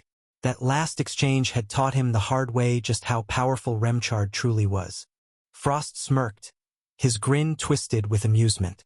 TCH, so that was your trump card? A reckless sneak attack from behind? You're far too naive. Fry Starlight. Fry simply smiled in response. But it wasn't him who answered. You're the naive one here, young master. Ghost was still nearby. Frost narrowed his eyes. Ha? You're still here. At first glance, it seemed like Ghost had been trying to create an opening for Fry earlier. But that wasn't the case at all. The truth was, Fry had been creating an opening for this exact moment. At that critical moment, Ghost managed to reach out and touch Remchard. The instant Frost saw the young man lay his hand on his treasured spear, his ice aura erupted, aiming to crush Ghost on the spot. You may be missed, son, but I won't back down. Faced with the overwhelming force, Ghost didn't hesitate. He sank into his shadow, dragging Remchard with him. Tendrils of darkness coiled around him, binding both himself and the colossal spear. Blackout. A strange skill activated. And in the blink of an eye, Ghost vanished, taking Remchard into the abyss with him. Frost's smirk disappeared. At last, he understood. He finally realized what Fry and Ghost had been scheming all along. Without hesitation, he struck at the shadows with all his might, carving a massive crater into the ground. But neither Ghost nor his beloved weapon were anywhere to be seen.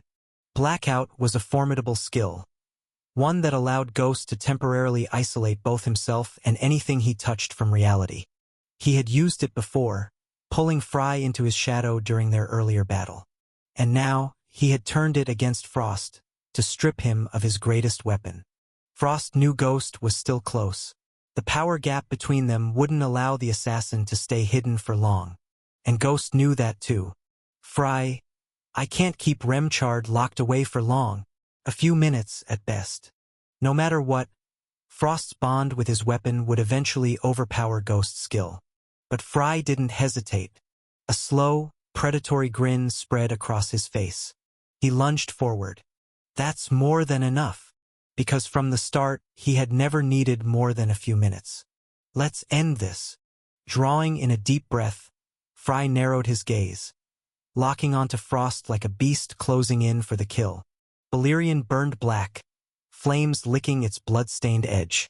And then he attacked. Like a mad beast, he unleashed a relentless storm of strikes. In an instant, the battlefield turned to chaos. Now, it was Frost who was on the defensive, barely holding on against the onslaught. Black waves of aura erupted with every clash, carving destruction into the battlefield. So this was your plan all along. With Remchard gone, Frost had lost his advantage. And just like that, Fry seized control once more. This had been his gamble from the very start, the moment he and Ghost stepped into this death trap. He had wagered everything on this final battle, knowing time wasn't on his side. And so he gave it his all. SSS tier aura surged like a raging storm. His strikes blurred into afterimages, cutting through his opponent with terrifying precision. He was brushing against S-rank itself. Frost's ice shattered under the sheer force, wounds accumulating across his body. More. A strike from the right, another from the left. One from above, then a dozen phantom slashes. More. Frey's roar echoed as he tore through his enemy.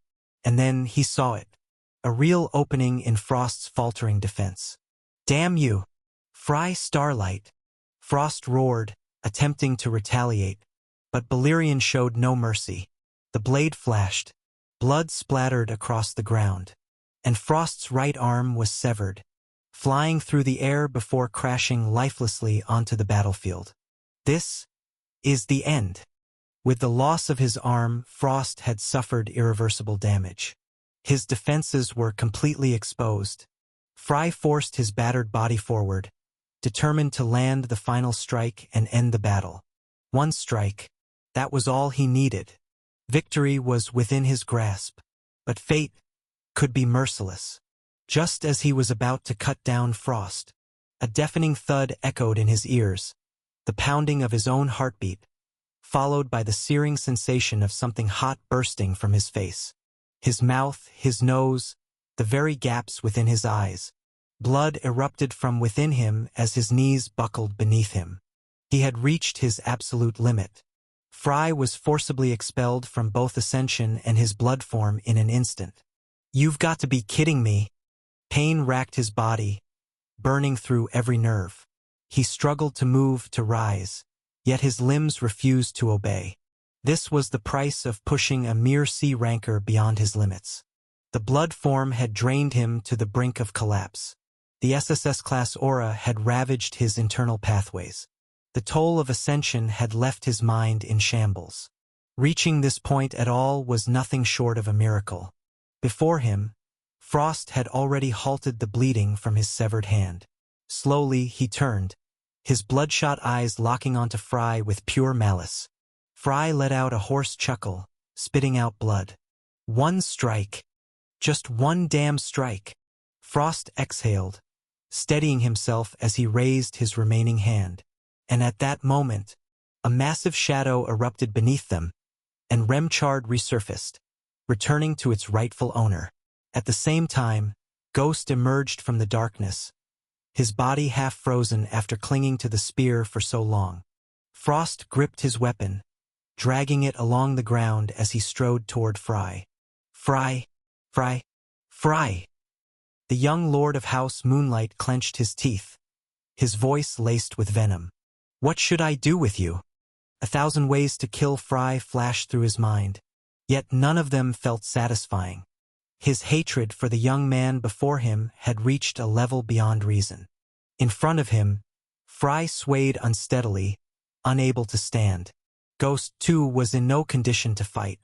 Fry Starlight was moments away from defeat. Chapter 131. Madame Ewan. They say, misfortunes never come alone. Inside the Moonlight Manor, panic spread among the members of the prestigious family as they rushed through the grand halls, their expressions filled with unease. What the hell is going on? No idea. Someone is causing chaos all over the manor. Damn it! As they raced toward the source of the disturbance, murmurs of concern filled the air. First, those tremors from underground, and now this? Something's definitely off. Well, I heard they were going through with it today. You know, that kid from Starlight. One of them immediately furrowed his brows upon hearing those words. Are you telling me all this chaos is because of that brat? After all, he was nothing more than a C rank. Wait! Suddenly, an oppressive force crashed down on them, bringing their movements to a halt. Their expressions shifted instantly, fear flashing across their faces as they recognized the towering figure before them. In unison, they bowed. "Lord Heisenberg, we didn't expect to see you here." The colossus standing before them was none other than Glenn Moonlight, known as Heisenberg, the third strongest in the family, the very man who had nearly killed Fry not long ago. Heisenberg ignored their greetings and got straight to the point. "Where is my son?" One of the men stepped forward, a young man with sky-blue hair and glasses.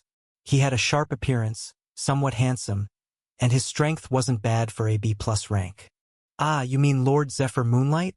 If I'm not mistaken, he was assigned, along with others, to lure out Fry Starlight.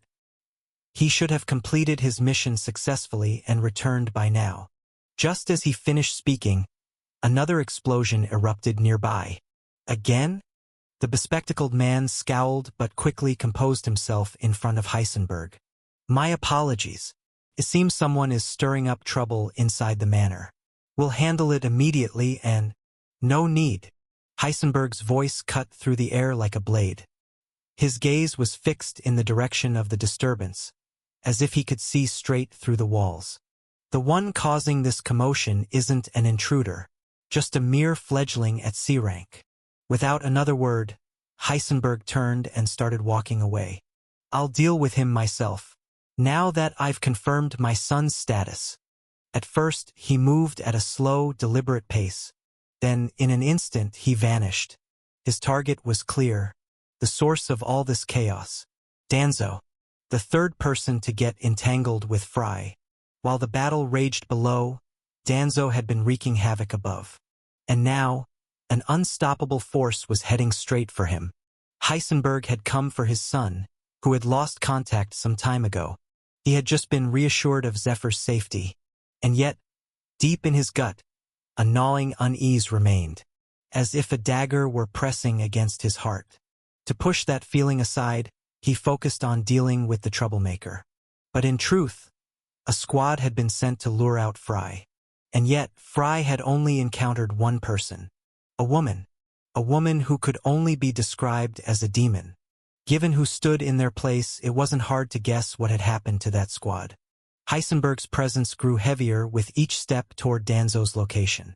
But just before he reached him, inside one of the vast corridors of the manor, he suddenly stopped.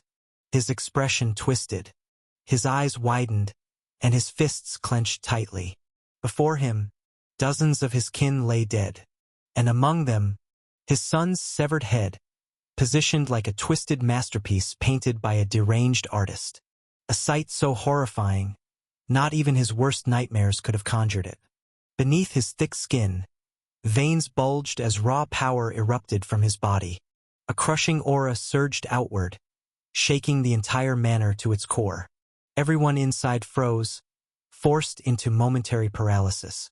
And among them, some recognized that monstrous presence. Gravity pressure. Lord Heisenberg. Even within the Moonlight family, few had ever seen Heisenberg in person. He operated mostly from the shadows. But gravity pressure of this magnitude, only someone of his caliber, an SS-ranked behemoth, could generate such overwhelming force. Rage seething beneath his skin, Heisenberg's senses expanded, sweeping through the manor in an instant. He saw them all.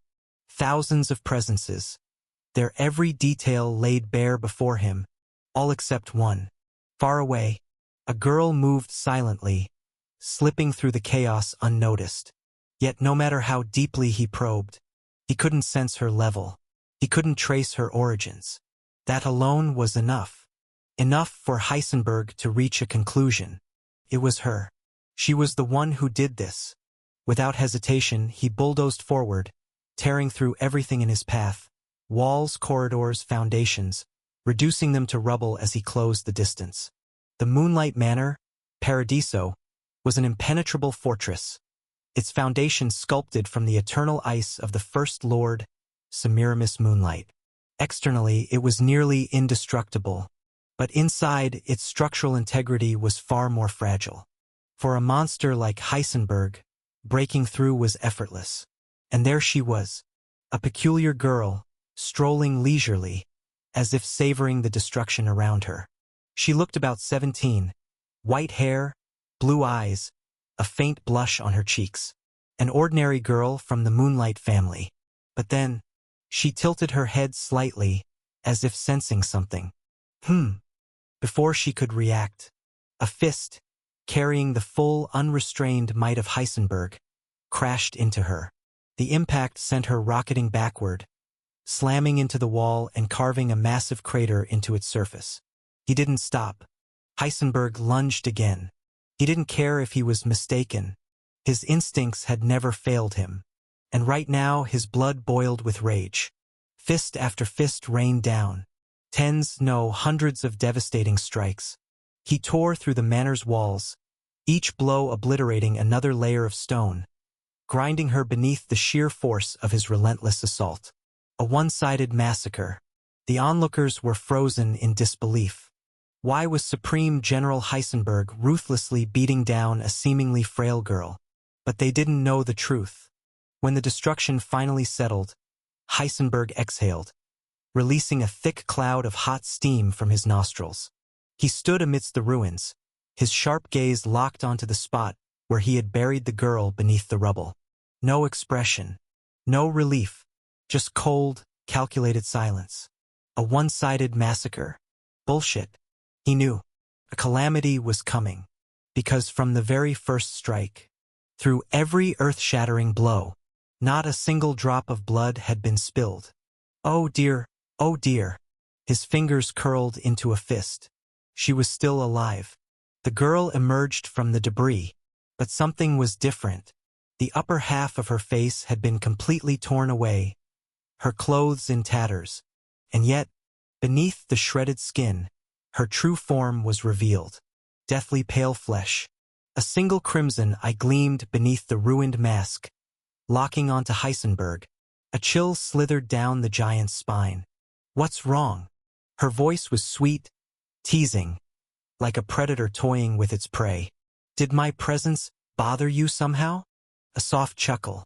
She strolled forward, light on her feet, unbothered. Or maybe you're just angry? Her laughter swelled, a twisted melody of amusement. Or perhaps you simply love me? Red heart. Heisenberg responded immediately. Spreading his stance, he slammed his fists together, his glare burning with murderous intent. D. At his command, a concentrated blast of gravitational force erupted, disintegrating everything in its wake. A transparent wave of energy swept forward, reducing stone to dust. In response, an ominous black aura flared to life around the girl, forming a shield against the cataclysmic attack. The impact shattered the entire corridor, and yet she remained, unscathed. Seeing that, Heisenberg's worst fears began to take shape. Why the hell are you here, Madame? Heisenberg's roar shook the ruins, his teeth grinding in fury. His opponent, one of the four lords of the Ultras, the highest authority of their eternal enemy. Chapter 132. Madame A2. Without hesitation, Heisenberg dropped into his stance once more. But this time, he slammed both fists into the ground, unleashing every ounce of his strength. Output: 120%. A cataclysmic shockwave tore through the palace. The very earth trembled beneath their feet. The ceiling collapsed in a deafening crash, swallowing everything in a storm of dust and rubble. Everything was obliterated, except for the space where Madame stood. Not a single scratch. She laughed softly, stepping forward. I'm here for you, my dear. Her left hand dissolved into an inky black substance. And then, with a flicker of motion, she drove it toward Heisenberg's chest. To kill you and savor your blood. Red heart. Her arm elongated into a pitch-black spear, a weapon of pure malice aimed at his heart. But just as it was about to pierce him, a violent gravitational pulse exploded from Heisenberg, launching her backward. She had been too close, too reckless. I'll be the one to kill you, wretch. The image of his son's severed head burned into his mind. His colossal arms crackled with power, a storm of energy erupting around him. And then he lunged. His blazing fists shot forward, hammering into her slender frame and burying her into the ground. Heisenberg knew the truth. She was stronger, far stronger. That's why he had to end this now. His rage drowned out reason, fueling him to unleash everything. His fists pressed deeper, and then, locking both hands together, he detonated a gravitational implosion. The battlefield twisted and writhed. The very earth obeyed him, contorting into an unbreakable prison around Madame A. Trapped, nowhere to run. With his nerves taut as steel, he clenched his fists once more. Boom! A colossal explosion erupted, shaking the land to its core. Its shockwave roared across the horizon, reaching even Winterfell itself. Absolute gravitational technique, plasma explosion, the full force of Heisenberg. A devastating force that erased everything in its wake. The unfortunate souls caught in the blast, reduced to nothing. But Heisenberg was beyond caring. Standing alone in the wreckage, he exhaled sharply, his eyes scanning the crater for a corpse. For her corpse. Ah, how wonderful! His breath hitched. A voice behind him. Heisenberg turned sharply, And there she was, Madame A, unscathed, smiling. Her disguise had melted away completely. No more white hair. Now, it cascaded in waves of pure black, flowing like a midnight river. Her once fair skin now deathly pale. And those eyes, crimson, eerie, monstrous. She was clad entirely in black, her presence dripping with malice. From her hands extended two enormous claws, razor-sharp and drenched in fresh blood. Lifting one delicately, she ran her tongue along the crimson-stained talons. "Your blood is absolutely delicious, Heisenberg." His heart pounded. Instinctively, he looked down. A deep, gaping wound stretched across his side. Not just that, a strange black substance writhed against his flesh, eating away at it like a parasite. His eyes widened. When had she struck him? Why hadn't she suffered even a scratch from his all-out attack? Even with the gap in their power levels, an attack like this would have been enough to leave a mark on Baylor himself if necessary. The answer was terrifyingly simple. "I'm much faster than I seem, dear Heisenberg."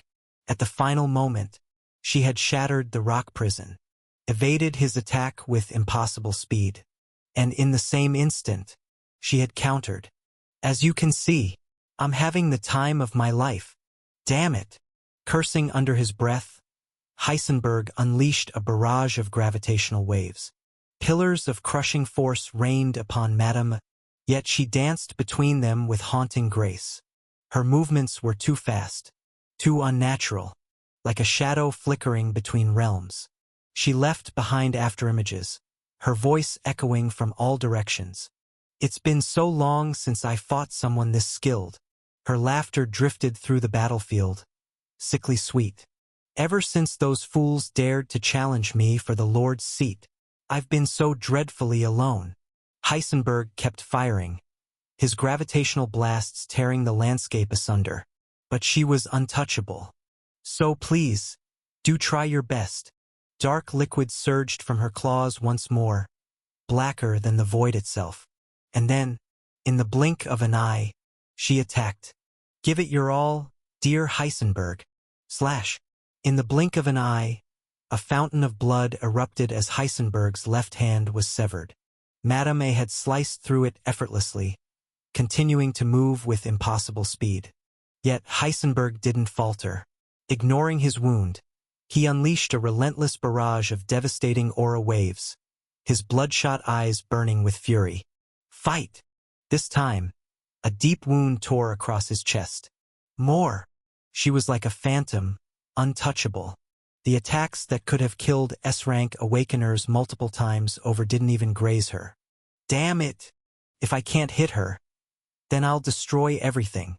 Heisenberg's power exploded outward, obliterating everything in its path. But Madame pierced through his onslaught like a black streak of lightning, striking his massive body with terrifying force. A massive crater formed beside Heisenberg as blood gushed from his wounds.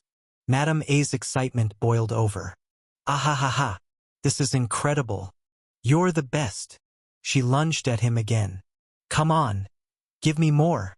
Her claws expanded, growing to an enormous 4 meters in length. With a single sweep, the ground split apart, and Heisenberg's second arm was ripped from his body. Blood pooled beneath him as his remaining hand fell to the ground. Everything around him crumbled, leaving the old warrior broken and defenseless. In a swift motion, Madame A's claws shrank back to normal, and she leaped onto him. Wrapping her legs tightly around his massive frame, she clutched his head with both hands, dark aura radiating from her fingertips. Heisenberg's bloodshot eyes stared at her. From the very beginning, he had failed to land a single hit on the one who had killed his son. Would he accept that? Like a wounded beast, he roared, a final act of defiance, unleashing a gravity field powerful enough to crush steel into dust. But Madame A held on. Grinning wildly, she clenched his skull tighter, forcing his head down with overwhelming strength. Yes, that's it. Keep fighting." His furious screams merged with her delighted laughter as their powers clashed in a cataclysmic struggle. Gravity versus darkness. And then, Madame smiled. With one last push, she wrenched Heisenberg's head from his shoulders. The Titan collapsed, a lifeless husk, limbs severed, flesh torn apart, headless and broken. She exhaled softly. Ah, what a shame! Lowering herself onto the blood-stained ground, she cradled Heisenberg's head in her arms. It's already over. But just as quickly, she lost interest and carelessly tossed it aside. Rising to her feet, she dusted herself off. Well, I suppose I'm just too strong, aren't I? Red Heart. Her battle had left the palace's inner grounds in utter devastation. Staying any longer would only invite unwanted attention. It was time to go. Now, where did the prince say that thing was? She paused, recalling his words. Aegon Valerian, you'd better not be wrong. And then, she vanished, as if she had never been there at all. Chapter 133. The Iliad's Curse. Fry Starlight's POV. My vision blurred as my body began to falter, the strain of reaching my limit weighing me down. I was on the verge of being forcibly ejected from my blood form. When that happened, I'd have to endure the backlash that followed immediately after. If that happened, I wouldn't be able to fight any longer. He's coming for me. Even after wounding him and severing one of his arms, Frost could still fight, especially now that he had reclaimed the Remshard. What now?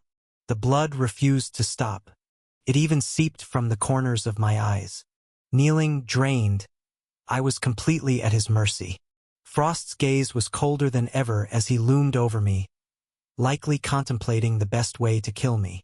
I could feel his hatred from here, sharp and unfiltered. Not bad. You've proven you're not just a rat scurrying through fate. He raised his spear before my face. No. You're a wretched demon hiding countless secrets up your sleeve. Fry Starlight, your actions, your power, your very existence. I despise everything about you. I cannot allow someone like you to live, not after witnessing what you're capable of. Disgust twisted his features as his aura flared, preparing to end this. Meanwhile, I simply stared at him, my expression devoid of emotion, my face drenched in blood. Your existence has been a curse haunting my family since the beginning. And here, this is where it ends. The Remshard gleamed. I was impressed. He was planning to finish me in a single strike. A smirk curved my lips. Who would have thought the arrogant Frost wouldn't bother torturing me? A swift execution. That sounded merciful. The icy blue light of his spear bathed my face, illuminating my unchanging smile. Hey, why the hell are you still smiling? It seemed my reaction irritated dear Frost. Nothing. It's just... His eyes widened as cracks began to spread across my body. Beneath my pale skin, a searing violet light pulsed, wild and untamed, stirring the aura inside me into a frenzy. Frost knew I was about to do something. Without hesitation, he lunged with his full strength. But his spear halted just before my face. The force erupting from within me had stopped it. Slowly, I raised my sword, now streaked with those same violet lines, and pointed it at Frost. With the same unwavering smirk, I spoke. Ignition. A long time ago, before I was even reincarnated into this damned world, I occasionally read stories about characters with absurd powers. One day, I read about a man who mimicked nuclear bombs, who somehow turned himself into one. That alone sparked the idea for my fourth and final skill, the last resort I had intended to use against Snow in the Victoriad. It had cost me everything, all the achievement points I had gathered, thousands of them, countless sacrifices. But now, the final result was about to be tested in reality. From the very beginning, I had an SSS rank aura reservoir inside me. But my low level prevented me from unleashing much of it. But what if I had a skill? A skill that allowed me to release a massive amount of that aura in a single decisive attack. A different kind of bomb, one that would annihilate everything. But the idea itself was unrealistic. After all, doing this would mean I would quite literally explode myself. My body was far too fragile to withstand something like this. At best, such an attack would destroy me before it even harmed my opponent. But what if I wasn't the one detonating? What if something else, something stronger, something unbreakable, became the vessel instead? And that something could only be the Black Dread. Valyrian. Perhaps he was the only one capable of enduring such an overwhelming force. A single strike. One carrying the explosive power of an immense SSS rank aura. A strike that would leave me unable to fight afterward. This was it. Ignition. Frost's expression turned grave the moment he sensed it. Seizing the final moments of my blood form, I unleashed an attack that surpassed S+ rank, perhaps even reaching beyond it. From the edge of Valyrian, a colossal beam of dark aura was unleashed. A devastating strike that annihilated everything in its path. I had no intention of killing Frost. He was my bargaining chip, the key to breaking the curse cast upon me. But I had no choice. Here and now, I would end him. Perish, you arrogant lord. Even with the mighty Remshard spear, his chances of survival against this attack were 0. It was over, or so I thought. Slowly, ice began forming within the darkness. Ice of unbearable cold. That power. My eyes widened as I felt something strange. This power. It wasn't Frost's. My final attack had somehow been countered, repelled by ice so overwhelming that Frost's own seemed like mere child's play in comparison. I had no idea when he did it, but a frozen hand now rested against the edge of Valyrian's blade. From within the darkness, he emerged, standing between me and Frost. Valyrian's blade gradually froze under the influence of this man's power, while his cold, piercing gaze locked onto mine. Damn it! I cursed under my breath, realizing that I had just lost my final weapon. How terrifying! The man spoke in a commanding tone, his presence overwhelming as he looked down at me. It was none other than Baelor, the current lord of the Moonlight family. With a simple motion, he brushed aside Valyrian's blade and shoved me backward, leaving me to suffer the recoil of my own power, drowning in my own blood. My mind was in complete disarray. Why was Baelor here? Had he been watching from the start? The continuous loss of blood, the unbearable backlash from using all my abilities at once. I could barely think, let alone move. But even if I could, what could I possibly do against this monster? As the battle raged on, I could hear the chaos erupting above. The Moonlight family was supposed to be in turmoil right now. So why the hell was this bastard here, of all times? You look surprised, Fry Starlight. Baelor continued to stare at me with that same imposing expression. To be honest, I'm the one who's surprised here. Behind him, Frost gazed at his father's back, his expression a tangled mess of emotions. Father, Frost tried to say something, but Baelor paid him no mind. His focus remained solely on me. I'm surprised. At your age, with your level of power, you unleashed an attack that could have reached even me of all people. He raised his palm, revealing a thin line of blood. It was just a small wound, but my final attack had managed to injure an SS rank awakened. That only made things worse for me. Baelor lifted his hand toward me, his lips curling into a wolfish smile, a smile of a true predator. Like father, like son, wouldn't you say? Was he talking about Abraham Starlight? You were a fine piece, Fry Starlight. You've helped me a great deal up until now. But you're no longer that naive boy you once were. You've become a beast that cannot be tamed.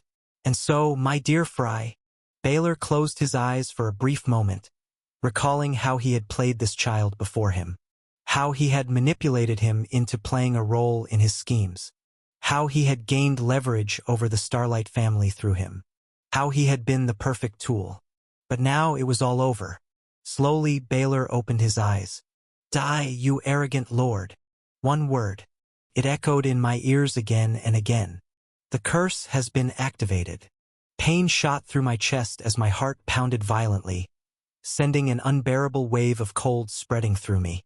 Clutching my chest, I collapsed, my screams ripping through the battlefield. raw and drenched in blood.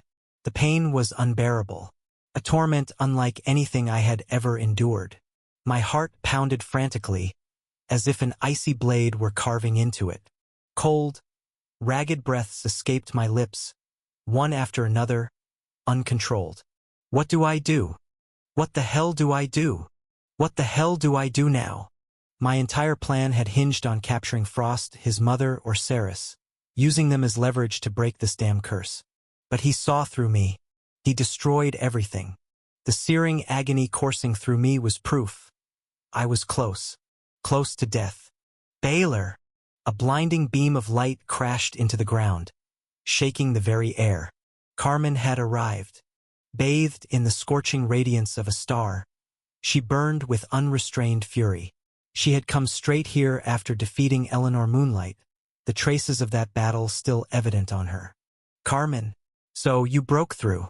Baylor's expression remained eerily composed, even as Carmen's rage exploded before him. Get your filthy hands off him.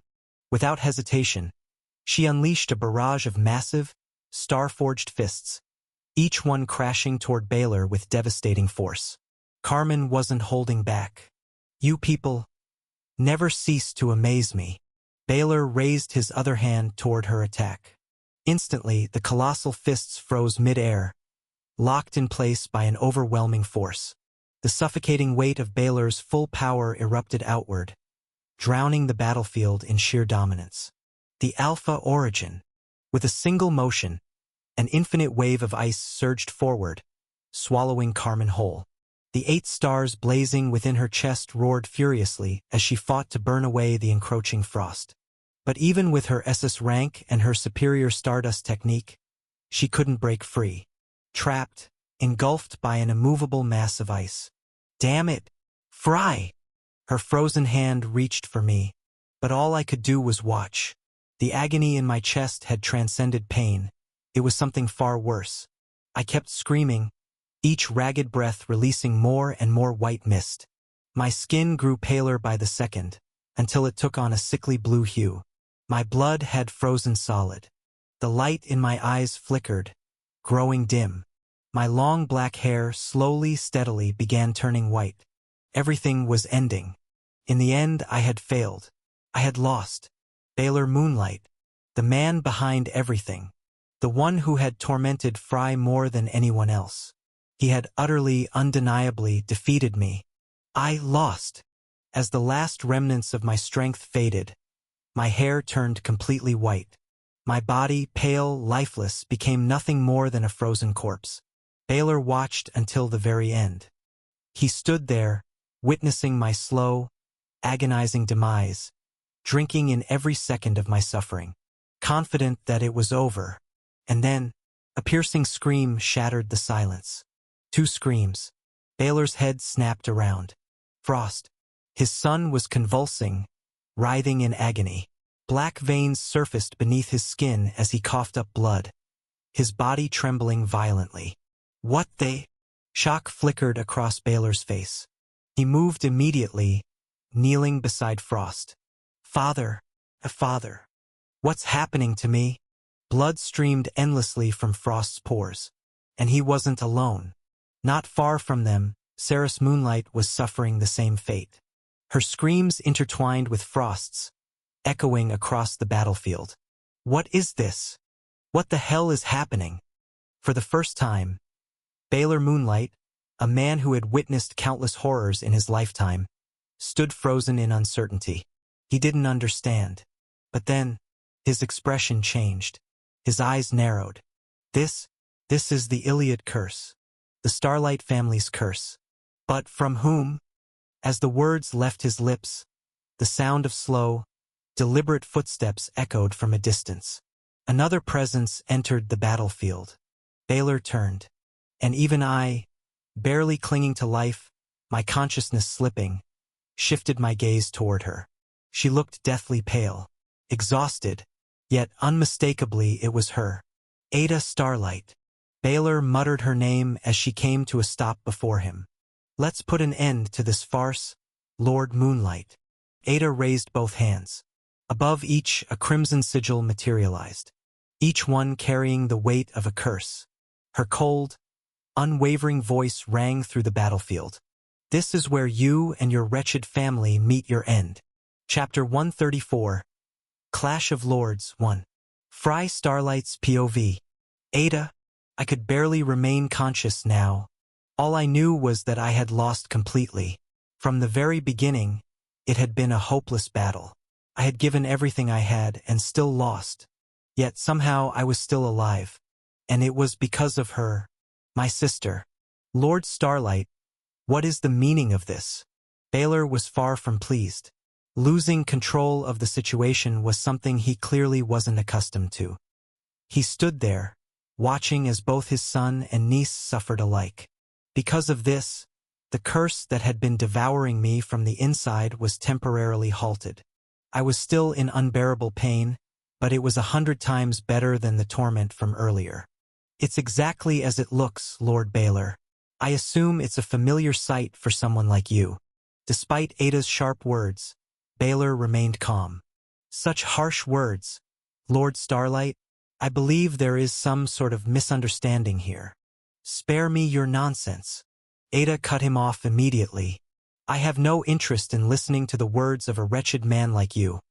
Someone who enjoys torturing others while hiding behind his masks. Bit by bit, Baylor's expression grew colder. Oh, Lord Starlight. A faint pressure spread through the air. Just how much do you know? Judging by the atmosphere, I could tell that Baylor could kill Ada with a single strike, yet he hadn't done so. Given the situation, he was holding back. Despite her pale complexion, Ada didn't waver. Holding 2 curses within her body, she briefly glanced at me, then at Saris, before returning her focus to Baylor. And then, she smiled. Unlike you, I have a great relationship with my little brother. He may be annoying at times, but you who discarded your humanity, you who killed your own blood. Ada's words were sharp, and Baylor knew exactly what she meant. Lord Starlight, what are you? You must be satisfied, aren't you? You hypocritical bastard. She utterly despised him. It's fine as long as you don't do it yourself, right? It's fine as long as it's not your own hands doing the dirty work. That's your twisted logic, isn't it? Careful now, Ada Starlight. I'm warning you. You're starting to cross the final line into the forbidden. Ada chuckled at his words. A warning? Am I supposed to be afraid? Of who? Lord Moonlight. She scoffed. You want me to fear some pathetic coward who prefers lurking in the shadows? First the previous Lord, Drogo Moonlight, and now my younger brother, Fry Starlight. Did it satisfy your twisted desires? She was saying whatever she pleased. And from her last words I realized she knew a lot about the filthy secrets of the Moonlight family. But was it wise to provoke him like this? I was confused. What was Ada planning? Her words had a greater impact than I expected.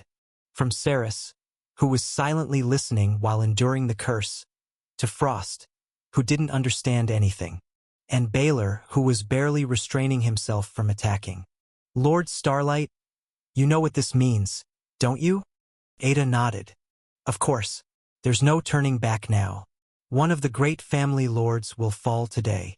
Baylor lifted his chin slightly and took a step forward. Then let's end this, here and now. He gestured toward both Frost and Saris. Remove them from the equation. I'm the one you want. Ada smiled in response. Don't worry. I never intended to fight you with the curses in the first place. But they were necessary to save my brother, you see. She then spoke words that left me in disbelief. Release my brother, Fry, and in return, I will lift the curse on both your son and Drogo's daughter. Her words were clear and direct, yet I struggled to understand. Don't do it, Ada. I barely managed to shout. Was she really planning to throw away her only advantage? Just to free me? Her opponent was SS ranked. How exactly did she plan to face him? In response to my weak outcry, Ada gave me a tired smile and whispered, Don't worry, trust me. That was all she said. Baylor, however, wasn't interested in pointless chatter. He got straight to the point. How can I be sure you won't deceive me the moment I lift Fry Starlight's curse? Ada chuckled at his question, shaking her head. Not everyone is a filthy liar like you, Lord Moonlight. How about this? As she spoke, the markings on her hands began to glow. The moment Fry Starlight is freed, Frost and Ceres Moonlight's curse will be lifted as well. Her command had been issued, there was no undoing it now. The Iliad curse would vanish the moment I was released. Yet, I didn't even know how Ada had managed to cast it in the first place. By all logic, the Iliad curse required the caster to be at least stronger than the victim. But Ada was far weaker than Frost. Unless, at that moment, my eyes caught sight of Carmen, still trapped in ice. She seemed immobile, but I knew better. She had already broken free. Now she was merely waiting for the right moment to strike. Then it all clicked. Yes, this was it. Ada hadn't been the one who cast the curse. It was Carmen. It all lined up, the moment Frost tortured me and she descended to face him. The moment she approached Ceres before. She had merely transferred the ownership of the curse to Ada later, something that was possible with the Iliad curse. From the very beginning, Carmen hadn't become my subordinate until recently. She had always been loyal to Ada. But was she serious about this? Baylor didn't hesitate for a second after hearing Ada's words. Very well. Without even sparing me a glance, he raised his hand toward me. A glow emanated from his hand, and suddenly, my chest burned as dozens of icy blue veins surged out of me, returning to Baylor. It felt as if a part of my body was being forcefully ripped away. Like something that had been with me for a long time was now vanishing. He had freed me. At last, the curse of the frozen heart was gone. At the same time, the markings on Ada's hands burned away, and the black veins that had covered Frost and Ceres's skin slowly faded. Now, there were no more curses. All trump cards had been eliminated. From this point on, it was raw strength that would decide everything. And that was the problem. That son of a bitch Baylor was SS ranked. Instantly, the space around him began to freeze. A wave controller and perhaps the strongest one in the Empire. Celestial spheres materialized in terrifying numbers, surrounding the entire battlefield. Now, Lord Starlight. Baylor took slow, deliberate steps forward. First, Fry Starlight, a beast seemingly walking in his father's footsteps. And you, Lord Starlight. You know far too much and have attempted to wipe out my family. He had made up his mind. Unfortunately, that means I must exterminate you both here and now. As he spoke, hundreds of celestial spheres primed themselves to fire at any moment, ready to erase both Ada and me. So what will you do, Lord Starlight? Chapter 135, Clash of Lords, 2. Baylor was back to his usual self. From the start, the only thing that had caught him off guard was the Iliad curse. Now that this unexpected variable was gone, he was certain he could handle whatever Ada threw at him. And why wouldn't he be? Within the Empire, those who could defeat him could be counted on one hand. Yet Ada didn't waver. It seems you don't realize where you're standing, Lord Moonlight.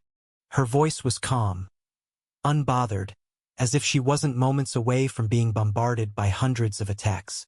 Baylor frowned, clearly confused by her words. What nonsense are you spouting? Then, a radiant light flared beneath Ada's feet, and it spread, expanding, swallowing everything. You are now standing on your own grave. Even Carmen, despite her knowledge, seemed unaware of what was happening. Baylor, with his years of experience, reacted instantly. Magic!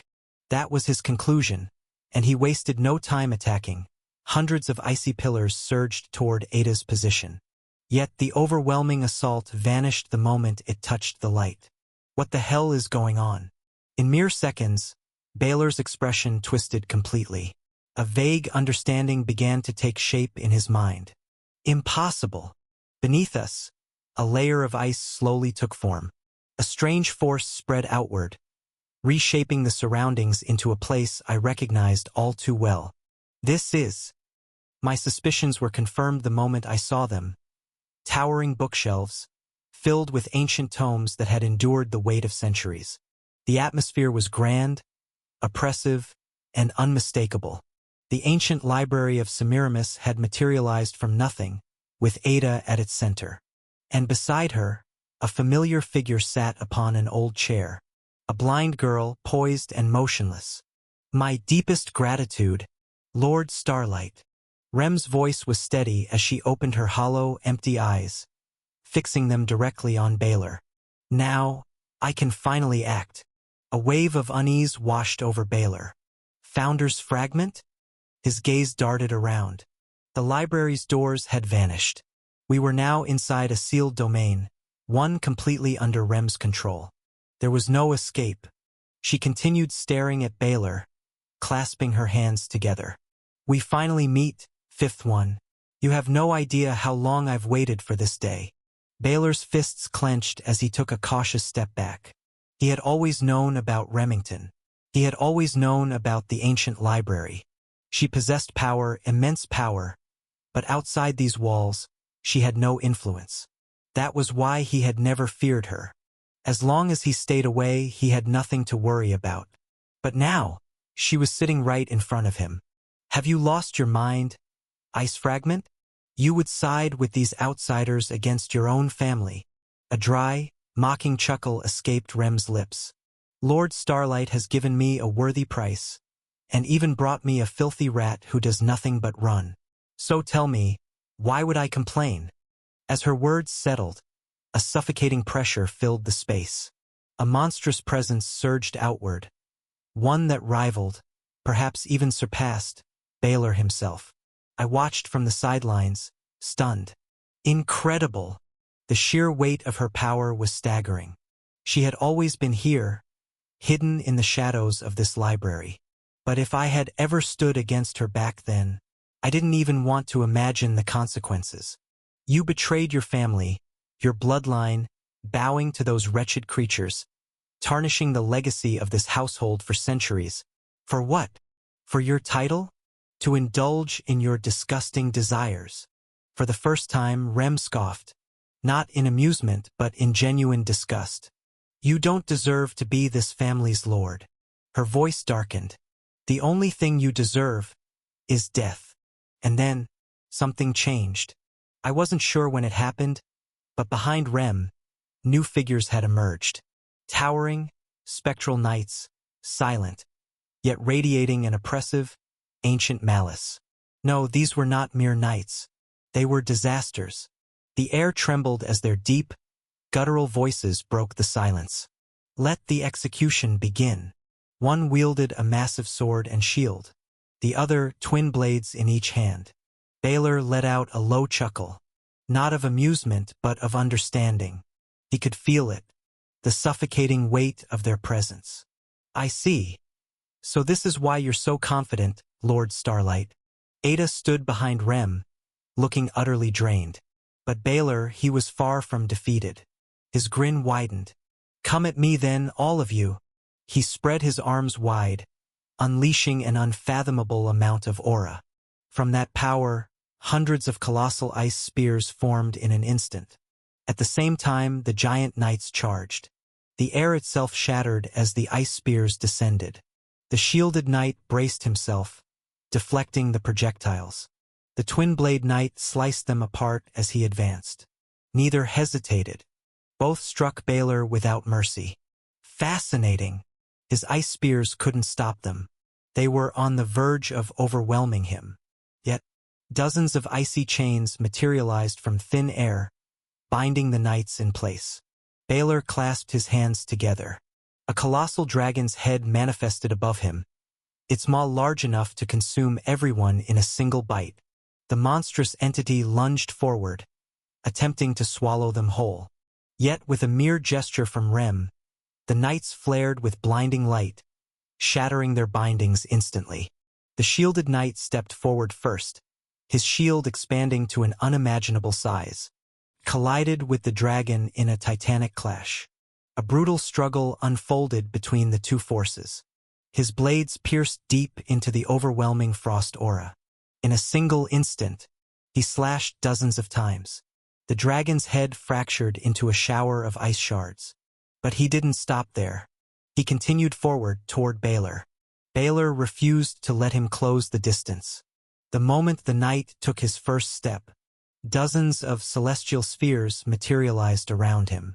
And then, they exploded. The sheer force erased the first knight entirely. But it didn't end there. The shielded knight charged forward, gripping his sword tighter than ever. Pointless. Baylor extended both hands. Instantly, hundreds of ice projectiles rained down upon the armored behemoth.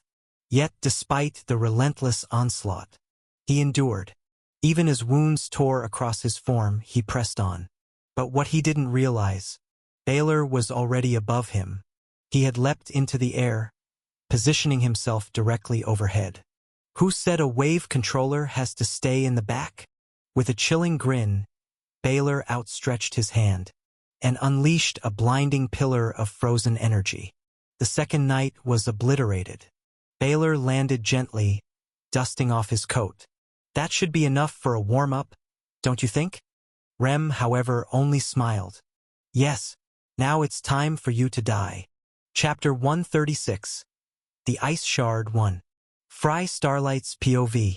Your time to die has come. Rem, or should I say the Ice Shard. The true battle was about to begin.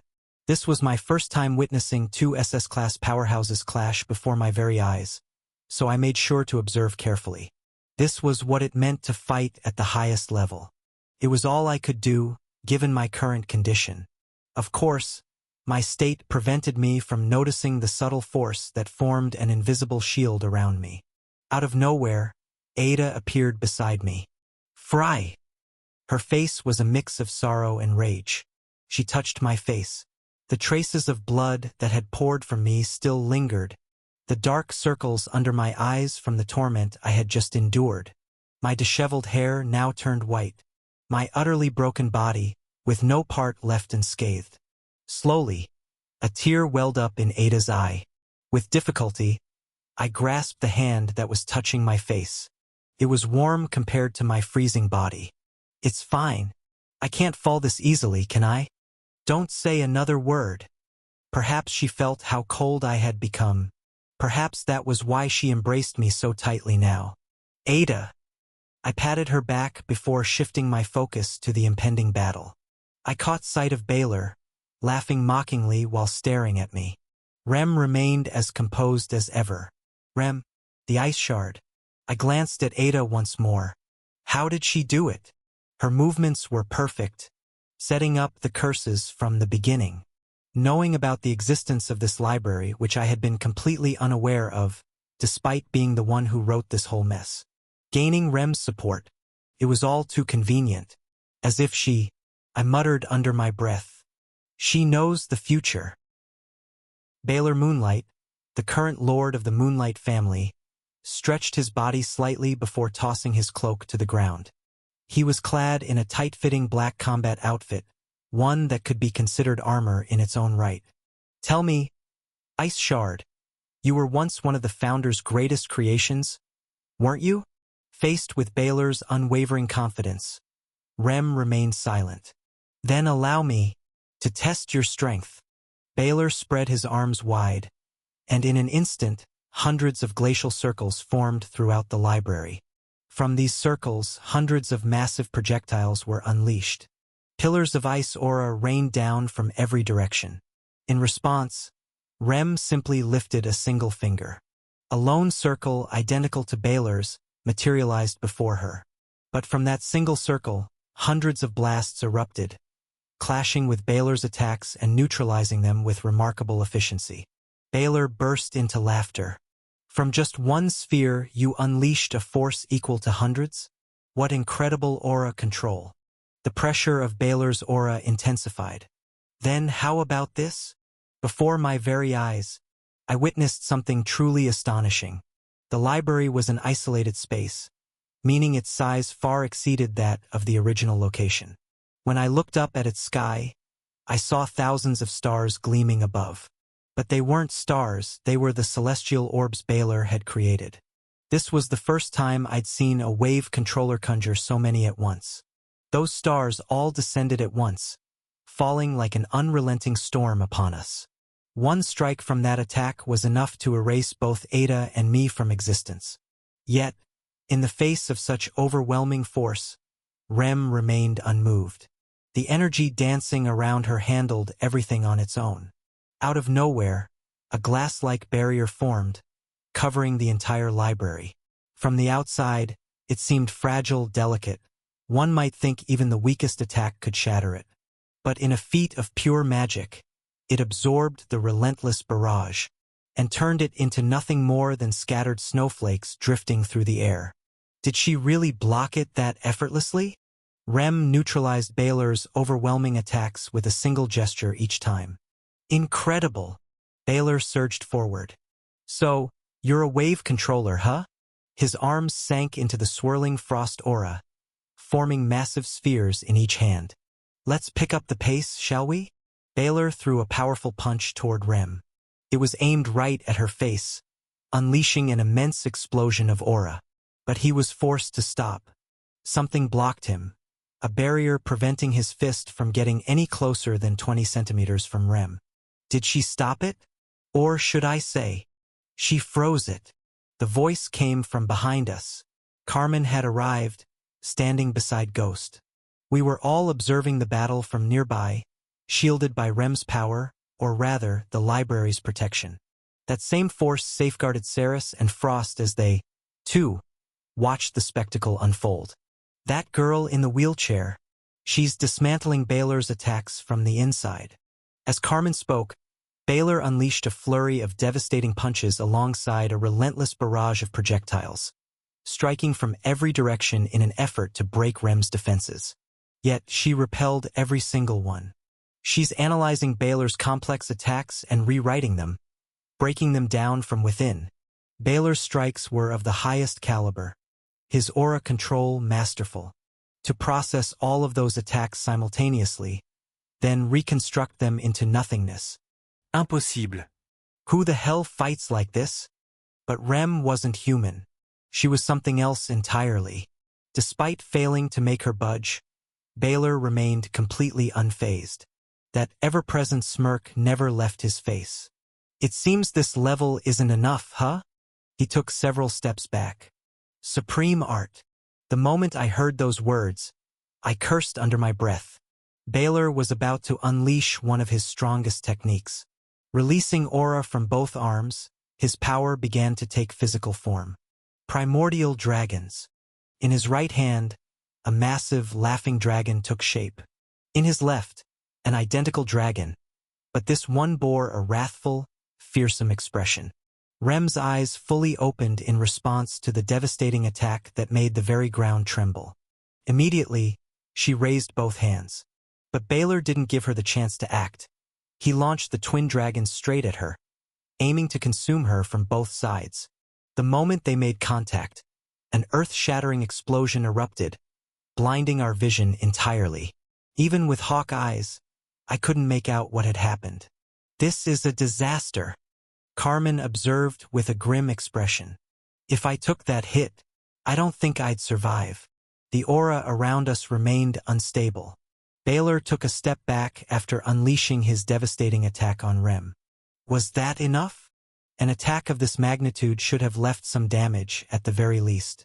And yet, the protective aura surrounding me, my sister, and the others hadn't faded, which meant, from within the swirling dust, something shot out at terrifying speed. We only realized it in the moment it crashed violently into one of the library walls.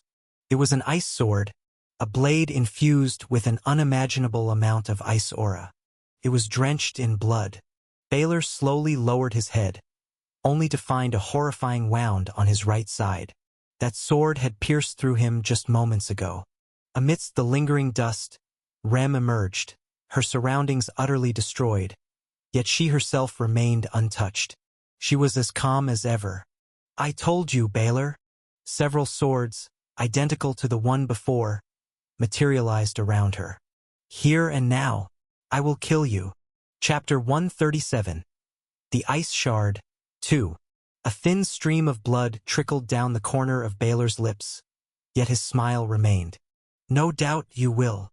In response to her swords, Baylor unleashed his full strength, summoning an equal number of spears. Then, in an instant, the battlefield was filled with the clashing of weapons. Blades and spears shattered against one another, leaving hundreds of streaks in the air. Every time one was destroyed, both Rem and Baylor would immediately recreate their swords and spears. The relentless exchange of attacks continued. At times, one of Baylor's spears would slip through, but before it could reach its target, it would dissipate upon nearing Rem's barrier. Meanwhile, Rem's swords occasionally found their way toward Baylor. Though he either dodged or deflected them, the fact remained: he had been wounded. He had already stopped the bleeding from his initial injury, but that didn't change the reality: he had been struck. Yet, the sinister Lord of Moonlight simply smiled as he fought on. Every now and then, he launched explosive attacks at Rem. At times, he even fought with his bare fists. His combat style was versatile and relentless.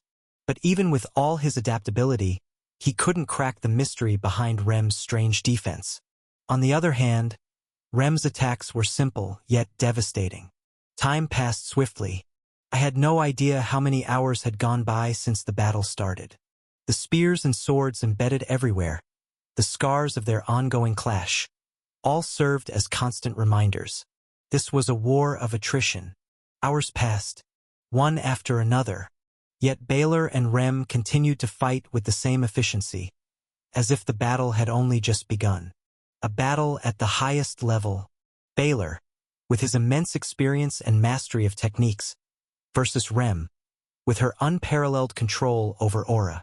Then, after hundreds of clashes and strikes, Carmen was the first to notice it. Baylor's ice. We all turned to her. A small smile appeared on her lips before she uttered her next words. It's weakening. Baylor's ice was still immensely powerful. But, after that relentless confrontation, it had weakened, if only slightly. And in battles of this caliber, even the slightest shift could accelerate the end. Rem would never fail to notice what Carmen had.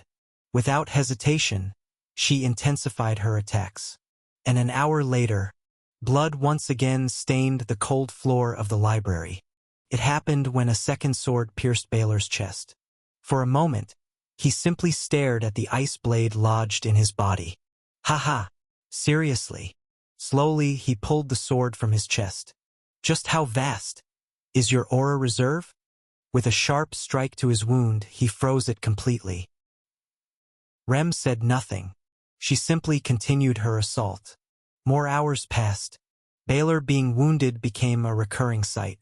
He gave everything he had, but none of his attacks ever reached Rem. On the other hand, he had already been impaled 14 times by her merciless swords.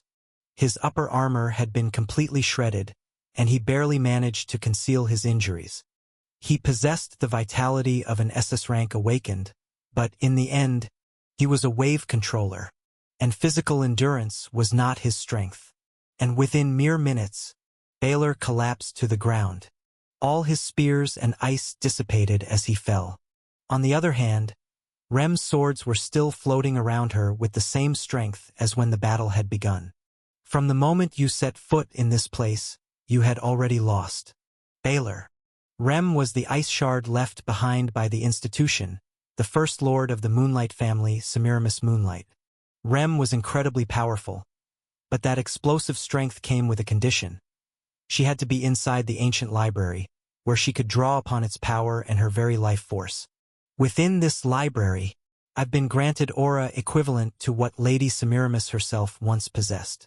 Aura that has accumulated over the past 400 years. There's no way I would lose a battle of attrition against someone of your level. Baylor let out a hearty laugh, blood spilling from his mouth. Amazing! The Fifth Lord collapsed unconscious onto the library floor, a final sword piercing his heart, ending him completely. From start to finish, he had never been able to touch Rem. The words I had just heard kept echoing in my mind. Aura equivalent to Semiramis. It might be on the same level as the SSS-ranked aura within me. This wasn't a joke. Rem could continue fighting at full efficiency for far longer. This battle had ended in an overwhelming victory for her. Though I had my doubts about that. After all, She had taken numerous hits from Baylor throughout the fight. She may have blocked them all, but there was no way she could keep going forever. The one thing Rem had surpassed Baylor in was the sheer quantity and control of her aura. I let out a deep breath. That didn't matter now. All that mattered was the fact that she had won. "Father!" A loud scream caught me off guard. I turned to see Frost desperately trying to break through Rem's barrier, panic written all over his face. I wasn't sure what I was supposed to feel as I watched him, but I simply ignored it, and so did the others. Rem turned to us with a gentle smile. "I apologize, everyone. I made you watch something quite unsightly." Her words were warm and comforting, given the situation. "If this is what you call unsightly, then maybe I should just retire already," Carmen grumbled. Everyone smiled at that moment. Perhaps it was the first moment of peace since this entire nightmare had begun. But at the very least, "It's fine, we won?" I must have been hallucinating, but the looks on the others' faces proved that I wasn't. "Huh." Rem looked confused as she stared at the spear embedded in her fragile body. "How?" For the first time, her barrier had failed to block an attack. Maybe it had been too powerful. Maybe she had let her guard down. But she had been hit. Cracks began forming across Rem's body, as if she were nothing more than a fragile ice doll on the verge of shattering. At the same time, laughter echoed throughout the entire room. "Ah, you really did it, Ice Shard." Baylor had risen once more, a twisted expression on his face. "I really thought I was going to die there." Baylor's body, it was completely clean. All of his wounds had vanished. Instead, we saw them clearly, those black markings covering his body. The surging aura, the rapid regeneration. I had seen those markings before. The same ones that had once covered that bastard Ferrith. This was nothing but a demonic contract. Before us stood an SS-ranked contractor.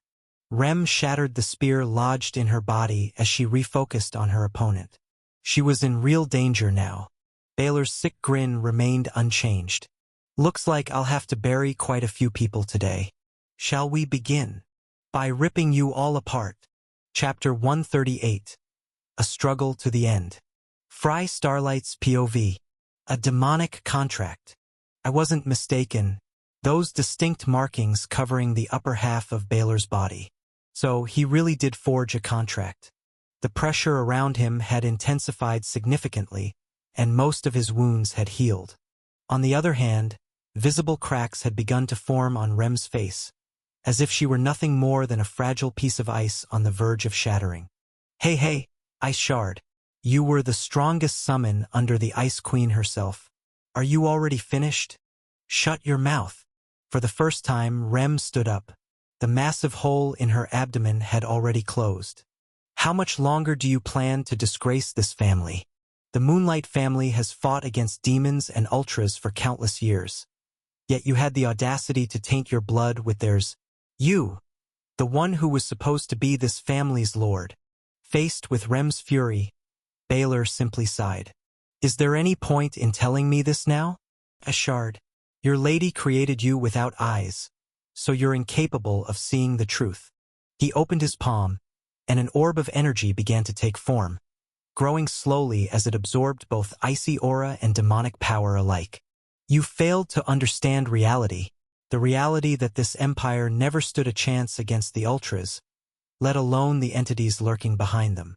Drawing from the aura that had gathered within the ancient library for 300 years, Rem began preparing to strike. And so what? Are we supposed to surrender? Follow your path and submit to a vile entity that devours life itself? Baylor smirked as he pushed the celestial sphere toward Rem. That's exactly right. The devastating energy sphere crashed into the dozens of barriers Rem had conjured.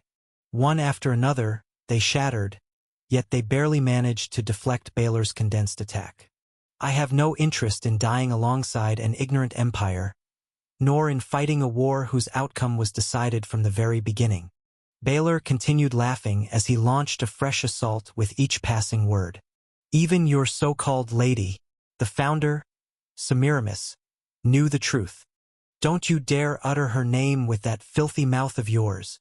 From between the cracks in her defenses, Rem launched a surprise attack, a destructive aura beam. Yet Baylor deflected it with a single hand, effortlessly. It's the truth. After all, you and this entire library, you're nothing more than a refuge, a sanctuary meant to preserve whatever could be saved when the day comes that the demons consume everything in this world. What? Baylor suddenly appeared before Rem, swinging his fist. Even a blind tool like you should be able to grasp it, right? His punch halted just before striking her, as Rem froze the very space around them to block the attack. Yet Baylor didn't care. He simply continued his relentless assault. This place we're fighting in right now, a space this vast, was the only chance your lady left for you all to survive. A library? Don't make me laugh. His movements, his footwork, everything about the way Baylor fought belonged to a seasoned warrior, not just a wave controller who relied on ranged combat. With the aid of his demonic contract, Baylor had become a near-perfect combatant. That was the conclusion Rem reached through her heightened senses. Their battle had obliterated all those elegant bookshelves that once defined this place. Now we stood amidst ruins, beneath a false sky. As I observed everything through my hawk eyes, I glanced at the women beside me. Ada was anxiously watching the fight unfold. I had no idea what she was thinking, perhaps something entirely unrelated to this situation. But I wasn't concerned with her right now. What I needed was the woman standing before us. Carmen, I called out weakly. Even speaking was a struggle at this point. Carmen was completely dazed. A look of deep concern etched onto her face. She didn't seem to hear me. Carmen. Ha! This time, she heard me loud and clear after I shouted. She had forgotten my presence behind her, too fixated on what was happening before us. When she turned to glance at me, I caught a flicker of pity in her eyes. Blood, wounds, white hair, and a pale complexion. To her, I must have looked like a zombie. But I couldn't care less what she thought. Prepare to return to battle. We're moving soon. Carmen hesitated. My command must have sounded strange, which was why she didn't respond right away. Return? You expect me to fight alongside that puppet against him? I nodded.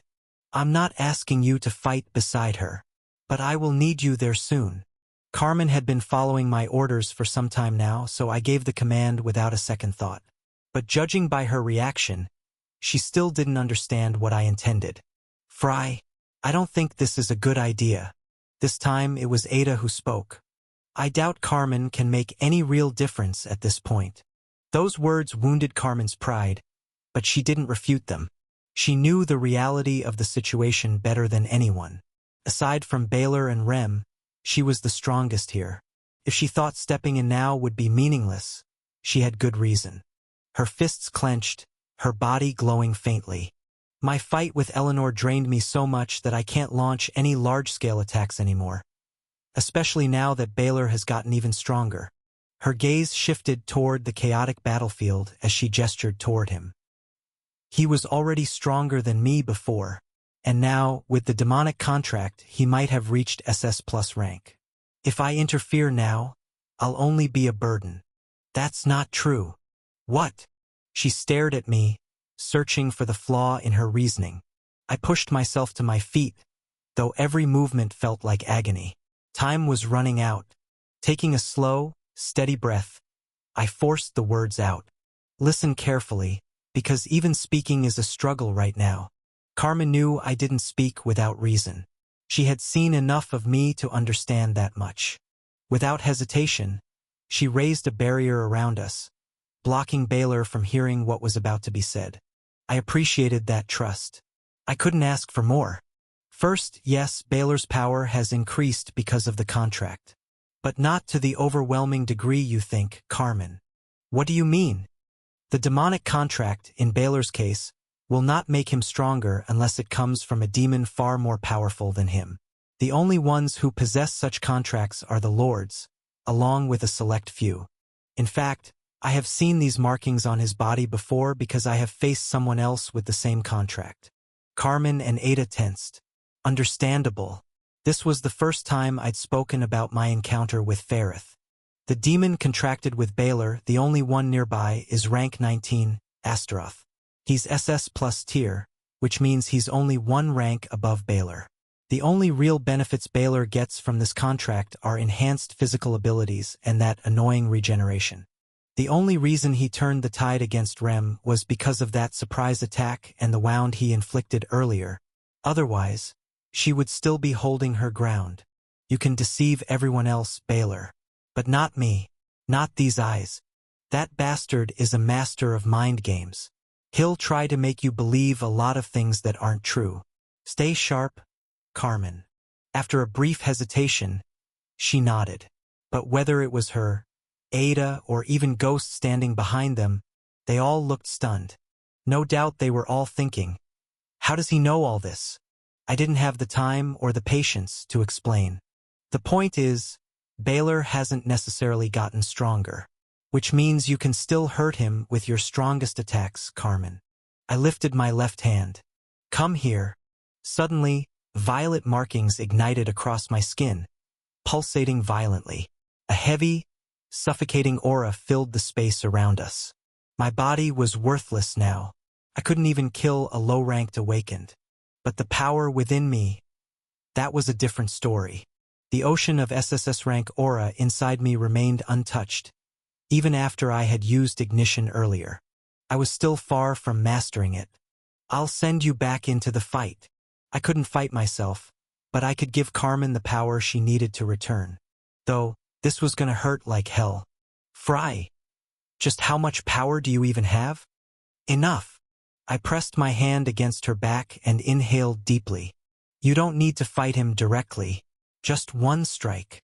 A surprise attack. I'll play you at your own game, Baylor. The aura surged from my body into Carmen. She smiled widely, feeling that warmth once again. It seems the aura inside you is far stronger than I expected. I don't understand anything anymore. Fry, you've shattered every standard there is. Heh! But are you sure about this? I was listening, but I didn't respond. Transferring aura in my current state was already overwhelming. There are too many eyes here. Given the barrier Carmen had set up, she was likely referring to Ada and Ghost. I turned toward the silent assassin. Why haven't you left? I had no concerns about Ada, and the same could be said for Ghost. But I was a bit curious about him. After all, he could leave the library anytime he wanted. You continue to surprise me, Fry Starlight.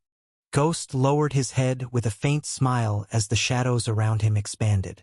I can leave whenever I wish since that doll is preoccupied over there.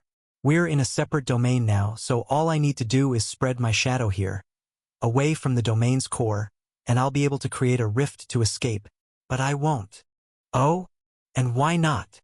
With a serious expression, Ghost answered, I want to see how this battle unfolds. If you fail, I plan to take you by force and get you out of here. His words caught me off guard. Even in this situation, he had no intention of abandoning me? With a wry smile, I realized that, without meaning to, I had altered the course of the story once again. This is bad. It seems he has chosen me instead of Snow. No matter. I continued channeling aura into Carmen. Let's deal with Baylor first. After that, everything else would be simple. Chapter 139 Dark Lord. Back to the battlefield. Baylor was relentlessly pressuring Rem. Both of his fists had transformed into furious dragon heads formed from ice aura as he continued his relentless assault. Rem, her face riddled with cracks and darkened around the eyes, was still resisting. Still standing, huh? Boom. No matter. It's only a matter of time. Boom. Before you're completely shattered. Damn it. Rem was clearly losing. In truth, she realized that Baylor hadn't become significantly stronger. However, the regeneration ability he had gained was a real problem. I have no other choice. She made a decisive move. In an instant, the entire flow of battle shifted. Baylor felt it immediately, and his grin widened with madness. It's coming. He didn't know exactly what Rem was about to do, but he knew this fight would only be decided when both of them put everything on the line. As long as his trump cards were enough to counter all of Rem's weapons, victory would be his. That was the conclusion a strategist like Baylor had reached. And then it came. Rem's move. Between her hands, a strange ice-formed circle began to take shape. With this treasure, I summon. The moment those words left her lips, Baylor's eyes widened to their limits. Impossible! But Rem paid no mind to his reaction and continued her incantation. Everyone could feel the immense surge of aura she was drawing upon. I summon the army of the 7 swords, Tibula Sarmagardina. The moment she finished speaking, the ground trembled. What followed was a breathtaking sight, one spoken of only in the legends of the Moonlight family. Long ago, it was said that Semiramis Institution was once besieged by a horde of lesser demons. At that time, Semiramis unleashed a devastating technique, spreading her ice across an immense range. That ice took the form of an entire army, an elite force of knights so powerful they single-handedly annihilated entire demon legions. This was the true terror of Semiramis, a lone girl who was equivalent to entire armies. And now, by unleashing the aura she had gathered over countless years, the ice shard Rem had revived that very technique. Surrounded by hundreds, no thousands, of ice-forged warriors, Baylor found himself in a dire situation. Gasping for breath, Rem weakly pointed at him as the earth rumbled beneath the advancing knights. Crush him! Swords slashed, spears thrust, axes cleaved, ice-forged arrows ripped through the air, all aimed at a single man. Terrifying. From afar I watched in astonishment. Maybe I don't need to step in after all. I had never imagined Rem possessed such a technique. Even the weakest among those knights was at the S rank. This was sheer insanity. As the deadly barrage closed in from every direction, Baylor's mind raced through hundreds of possible solutions. But none of them were enough. To survive this, to counter a technique unleashed by a woman who had once stood at the peak of SSS rank, he had to risk everything. Baylor clasped his hands together. The first to notice it was Remington. Then, through my hawk eyes, I caught it as well. Baylor was about to activate a skill. What was he planning? A final attack? How could he possibly destroy all of them? As we awaited the answer, Baylor unleashed his technique. Freeze the void. Suddenly, without warning, an eerie wave of cold spread out, freezing even the air itself. Reality turned into a frigid shade of blue as everything seemed to slow down, as if caught in a time warp. No one could move. Baylor, somehow, had frozen time itself. No, it wasn't just time. He had made the very void heavier, turning movement into an almost impossible feat. A skill like this was useless against someone of his caliber. But the army didn't rely on individual strength. It thrived on numbers. Which meant Baylor was the only one who could still move. At that moment, the sound of shattering echoed relentlessly. One by one, the ice soldiers were obliterated, a black streak slicing through them like a phantom. Baylor moved at a staggering speed, cutting down everything in his path. His hands, now cloaked in twin blades of darkness, tore through the soldiers with terrifying precision. I could feel it. Baylor's skill was temporary. Soon, the others would be able to move again. This was a gamble, a desperate race against time. With each passing second, more soldiers fell. Yet Baylor didn't stop, dashing across the battlefield in a whirlwind of destruction. 5 minutes later, time resumed. Back on the battlefield, a lone figure lay collapsed on the ground, his chest rising and falling violently, like a machine on the verge of overheating. The thick steam escaping his mouth was anything but human. Seated amidst a sea of shattered ice corpses, Baylor struggled to his feet, a sharp, manic laughter echoing across the ruins. Ha ha ha. A cold sweat ran down my back. Ha ha ha ha ha. He had been hiding something like this all along. Ha ha ha ha ha ha ha. Laughing like a madman, Baylor stood once more. What now? Any more tricks up your sleeve? Hoof. He exhaled the last of his breath and stepped toward Rem's collapsed form. A final attack? Step. A secret technique? step. Or maybe something that your damn master left for you. Nothing. Baylor's hollow eyes met Rem's. I see. In that case. D. The black blade formed over his hand, cutting through the air at a speed beyond human perception. In that instant, Rem's upper body fell, shattering upon impact like a fragile mirror. Baylor's victory was absolute. But then, boom! A strange sensation prickled his back. What? He turned, only to see a massive ice spear hurtling toward him. Yet before it could touch him, it shattered under the sheer weight of his aura. Now what? Scanning his surroundings, Baylor quickly identified the source. Ceres. The ice statue no longer seemed so cold. Her face, twisted with fury, summoned more spears around her. All this time, you were right beside me, right in front of me. Ceres hurled her attacks, but each one crumbled before reaching him. Everyone, my sister. It was you. Unlike her battle against Ghost, this time, she was deadly serious. But against the wrong opponent. How adorable!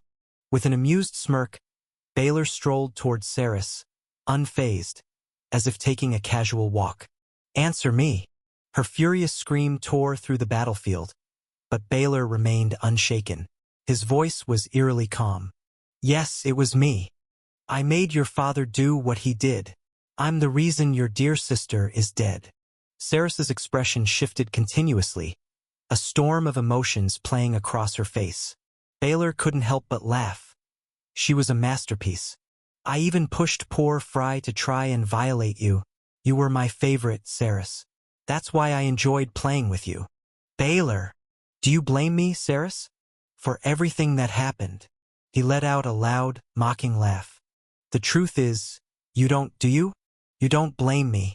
You don't even blame your father, Drogo. You blame your sister, Rose. Shut up. You blame her for not staying by your side, for choosing death over returning to you. I said shut up. Oh, dear Ceres, it's all right. Your sister chose her pride over you. It's only natural.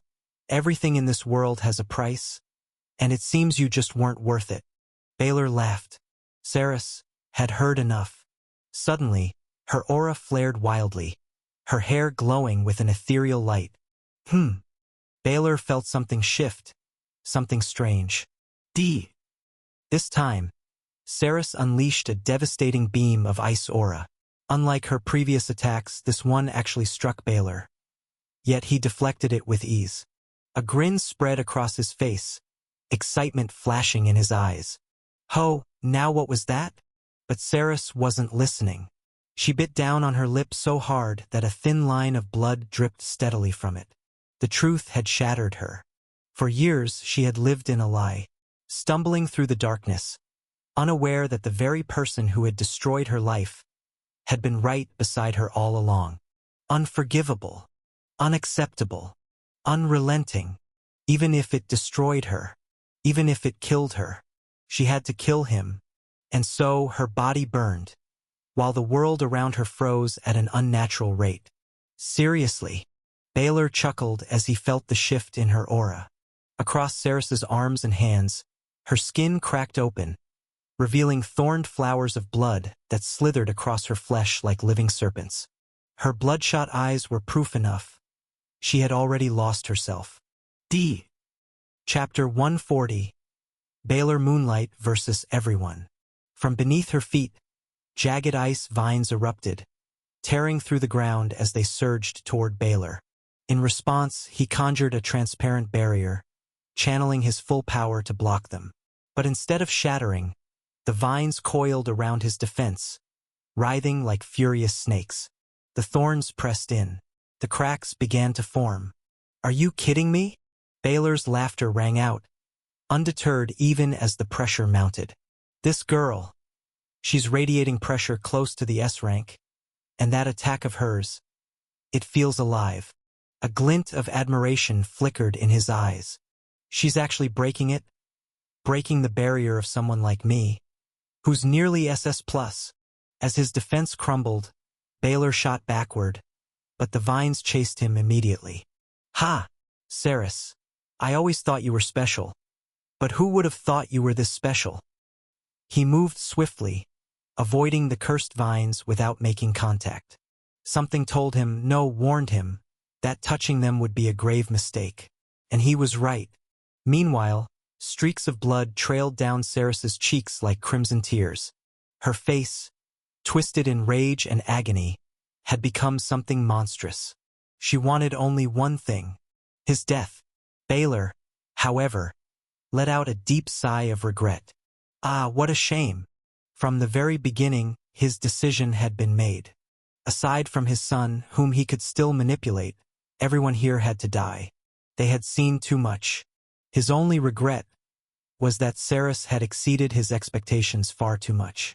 If only there was a way to keep playing with her. But he couldn't always have what he wanted. With a wry smile, Baylor finally unleashed his full power. Time to kill her. As his ice aura swelled, a massive hand began to take shape.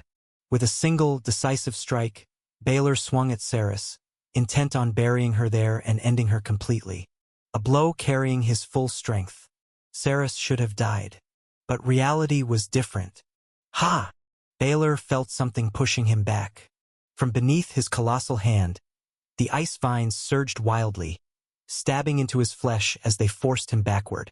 Now, those things were intertwined around Ceres, as if they were a living creature protecting her. Baylor didn't grasp the danger until one of the vines pierced his right arm. In that instant, something burned inside him, searing him from within as though he had been impaled by a rod of fire. It was unnatural. Quickly, he ripped the vine away and retreated. Logic had ceased to exist. Die, die, die, die, die, die, die, die, die, die, die. She had lost her mind completely. And worse, Ceres's once pale skin was now stained red. The flower-like tattoos on both her arms. The blood bursting from every inch of her body. She looked possessed. Yet her aura, her overwhelming presence, only kept growing. Baylor finally understood. Ceres was about to unleash an attack that would erase him from existence. But at the same time, she was bleeding profusely, soaking the ground beneath her. If this continued, she would die from blood loss before she could even land the finishing blow.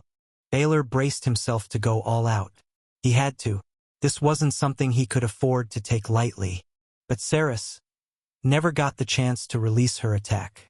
That power was far beyond what she could handle.